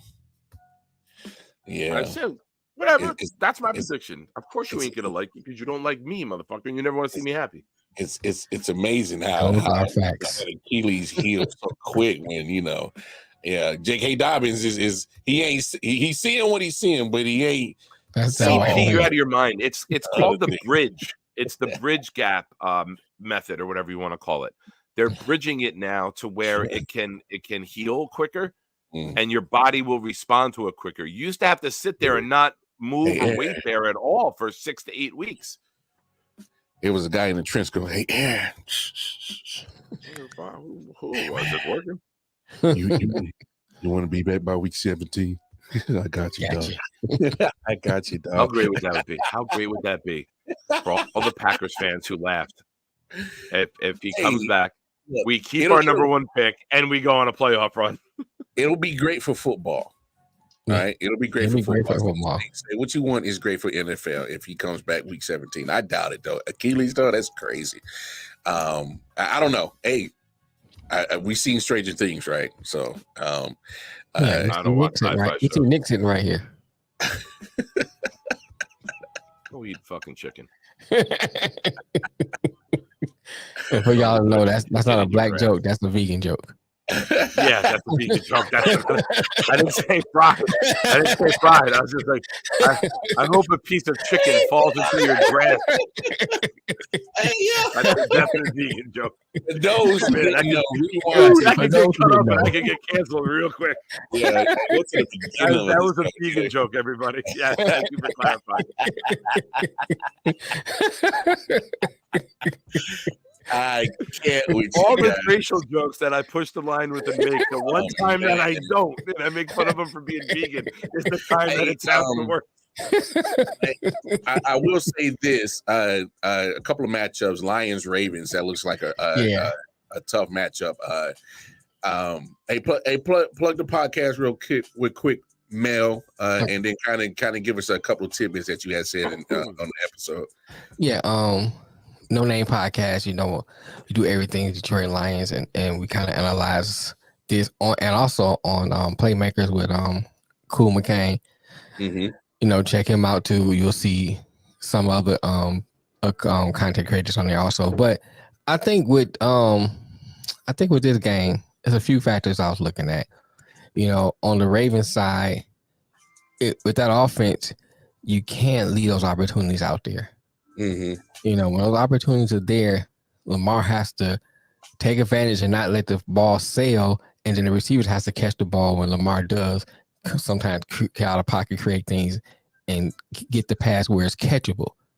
You know, I'm not saying that because with all quarterbacks, a lot of times if you're creating a play, you're trying to get it where it's catchable. It's not automatically going to be right there at the numbers, especially if you're running out of the pocket. But if it's in that catch radius, you have to catch that ball because the way both defenses are playing, it could be a tight game. It could be like the Tampa Bay game was, and you got to find ways to score. So I think that's the key thing when you're looking at the Ravens side of the thing. It's not allowing those opportunities to stay out there and Lamar not to be quick to run. On the defense side of the Ravens, you know, we don't know for sure if Gibbs playing, but the Lions don't have their main bell cow when it comes to running.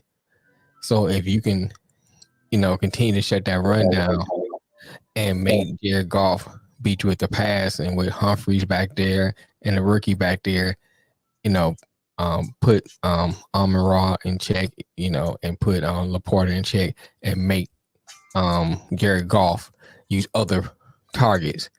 That's that key. On the Lions side is being patient. You know, they get a lot of pressure, but a lot of times they over pursue on that pressure, and quarterback like Lamar, it just run. Go those running lanes and just take off. He getting 20, 30 yards. So you have to put the pressure on him, but stay patient and fill those running lanes. So when he try to run, he has nowhere to go. And then on the other side of the ball, on the other part of the defense is when the receivers catch it, put a hat on. Because you see they're scared to catch it anyway. Put a hat on. Yeah. Make them wish they wouldn't call it.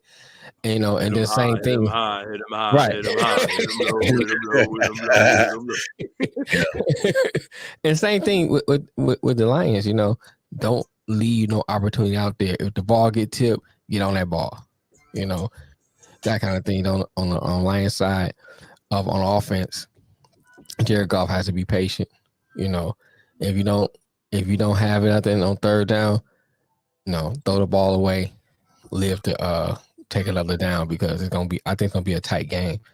And if you can, Jared Goff can be patient, hit the open receiver, whoever it may be. Don't try to force it to St. Brown when it's third down. I think they have a chance to win this game. And the key factor is too, I meant to ask this: them Detroit Lions have been traveling. Yeah, they're down in Tampa Bay, and Baker almost had to do a silent count. Yeah, that's actually been the sixth man on the road. Yeah, the fan. So 12 man. Right. Yeah. So I think about NBA, man. NBA. Yeah. You thinking about your late night. Yeah. That's 12-6. Hey, you know, it's all relative. Yeah. This is another game that I think the quarterback skill, running back skills. Too soon to tell. Yeah, I think it's way too soon to tell. There's Randall Cunningham evolved later in his career and was a great passer after being Michael Vick, having the same criticisms. Yeah, I think Lamar's just waiting for that right coach to get with him and help him process it quicker and know where to go with the ball and design a scheme that can help him. I think Lamar has all the arm talent, but for some reason he doesn't release the ball quickly. Mm-hmm. Whether it's not trusting it or not knowing the system or the receivers not being where they're supposed to be, we don't know what it is, but we'll know he figured it out when we see it. But as of right now, he's a better weapon than he is a passer. You know, guys dropping balls too. There's a lot of factors into it. Right. A lot of yardage being left out there. A lot of touchdowns being left out there. For real. Yeah. I will say this: that Dolphins and Eagles game, that looks like a very interesting matchup to me, for sure. For both teams. Yeah, not only both of them being 5-1, but I can really see a game plan for both of them that can probably be applied. Obviously, Eagles defense is a little bit banged up, and they're can give up the cheeks on the passing game, and see what Tua and them boys are doing down there. Right. Talking about that's their bread and butter right now. But they also can run the ball. Philly's defense is better on the run, but have they seen a rushing attack as good as the Dolphins have been doing? The Dolphins' offense is lights out this year. Easily probably the top offense in the league. But they got questions on defense, and they can give up the run. You can throw on them. So there have been some times where they've been in shootouts this year. They were in shootout week 1 with the Chargers. And they scored 20, but still proceeded to get beat down by the Bills. So I don't know. If that defense can find a way to get some stops, I will feel a lot more comfortable. It's a coin flip right now for me, so I wouldn't even know who I would choose in that matchup. Honestly, I'm glad it's Sunday night, so I got time. But yeah, any matchups, Nick, that's screaming out to you? Obviously, your team's on the bye, so you're probably just watching football for the hell of it. Yeah, it's nice to have your team win going to a bye. I normally don't get that. I know some other teams and fans are used to that. I'm curious to see how the Lions-Ravens game plays out. I think though that's an interesting matchup this week. Browns and Colts is another game. I'm curious to see, if what's his face? If Watson comes back, he was out throwing today. Chargers and Chiefs. The Chargers, they're just a notorious letdown. And I'm hoping Sunday night, as much as I was rooting against them on Sunday, I'm hoping that the Eagles can find a way to win that game. I dig it. Taking that over and I'm gonna go under because I think they're both gonna run the ball more to keep the other offense off the field. Probably be one of them low scoring games. Try to win the clock. It might be high touchdown percentage, but not quick. Not quick scoring, Yeah, you want 11, 12 play drives. 6, 7, 8 minute drives, efficient drives. Not I think the way Eagles could stop the run and the way Philly's been on offense hasn't been that great. Right. So I would take the under. I think a lot of people are thinking over, but if you look at it, I could be wrong. It's 50-50 shot, but I would bet the under in my opinion. I feel you. Preview tonight, kickoff week 7. You got Jaguars Saints.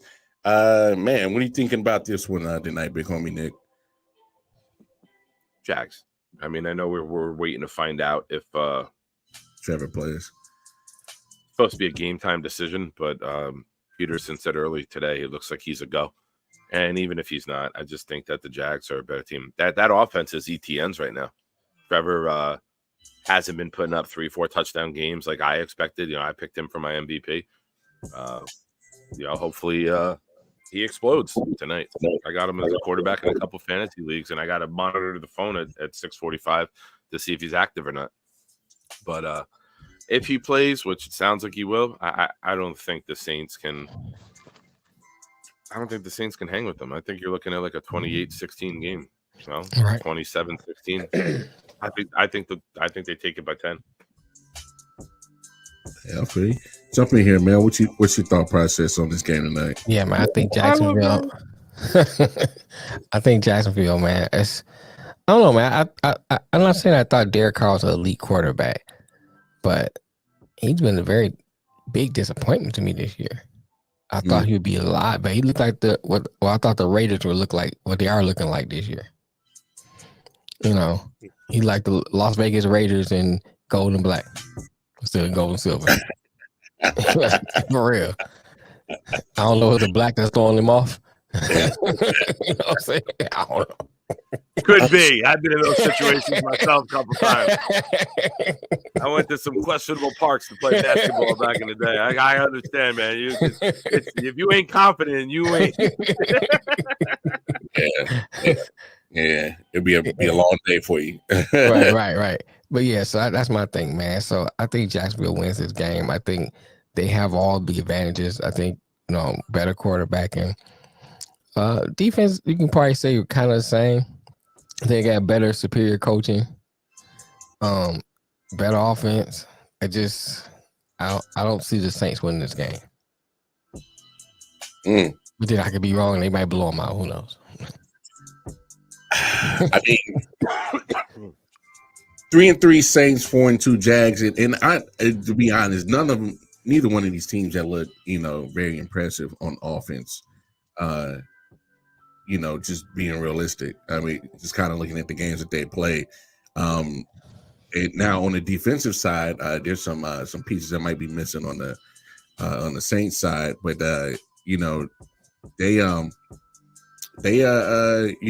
both defenses are doing pretty well at stopping the run.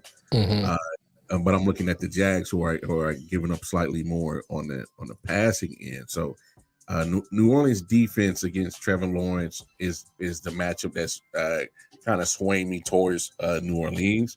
But I'm also looking at the fact that Derek Carr and that offense of the Saints has looked, honestly, if you look at their numbers passing wise, just as the same as the Jaguars. So I don't think neither one of them have actually been playing too well, to be honest, on the offense side, throwing the ball regardless. So, but Derek Carr just looked, oh my God, he's looked pretty pitiful. Right. I think he 3 interceptions. Luckily, it's only 3, but only 5 touchdowns, and he could be a little bit more accurate. It's just some of the plays that he's just been doing. You're like, what are you doing, bro? Yeah, because I'm like, I've been a Derek Carr apologist. I've been like, man, you had a real mess up situation in the Raiders. It ain't never been your fault. Now you get a good defense, and I'm like, damn, bro, did you forget how to play football, bro? Shoot, the preacher Carney might just switch the Bibles, go from the New World Translation to the NIV or something. Need to switch it up. Switch it up. The Old Testament. You know what I'm saying? Something you reading. You may need an NIV or something. Contrary to the HIV or so. Right. Hey, that might help him. I don't know. Hey, but you can live through anything if magic made it. That's all I say. Right. But no, man. It'll be move to the bayou. It'll be an interesting matchup tonight. I still don't even know who I'm gonna pick either in this game. It's kind of weird, but hey, man, that's our show, man. Our top 10, our preview of week 7, and we talked some other sports, man. So hey, if you missed anything, just go back to the beginning of the show. Shout out to them Aces. Yeah, shout out to them Aces. Shout out for Nick. Shout out to Nick sends his love to the Las Vegas Acres. Yeah, Cheater Harbaugh doing his thing out there in Ann Arbor. Cheater ball. Yeah, cheater ball, playing cheater ball. There's an ad that just popped up. It's Christmas balls that you can hang. They're balls that you hang from the Christmas tree. Instead of hanging from your chin. I don't know why that popped up in an ad on my Facebook, but I got to start being more careful with what I Google. Yeah, man. I want that. Your Google searches, please leave those to you and only you. We don't want to know a damn thing about none of them, bro. Of course, all the stuff I search on midgets. I don't get ads for midgets on Facebook, though. I don't get ads for Janet Who Jameson. the fuck's calling midgets? Go to the content on the bottom of the screen. I.O.W. Sports Network. Facebook, YouTube. Bezos, we like to please add midgets to Arizona from the boy Nick. And proud New York Jets fans, Wild Card Chief for the Chiefs fans, No Name Podcast for the Lions fans. Hey man, I'm ending the stream before this gets out. Man. Hey, we'll see y'all Monday. Have a fantastic weekend. Oh, man.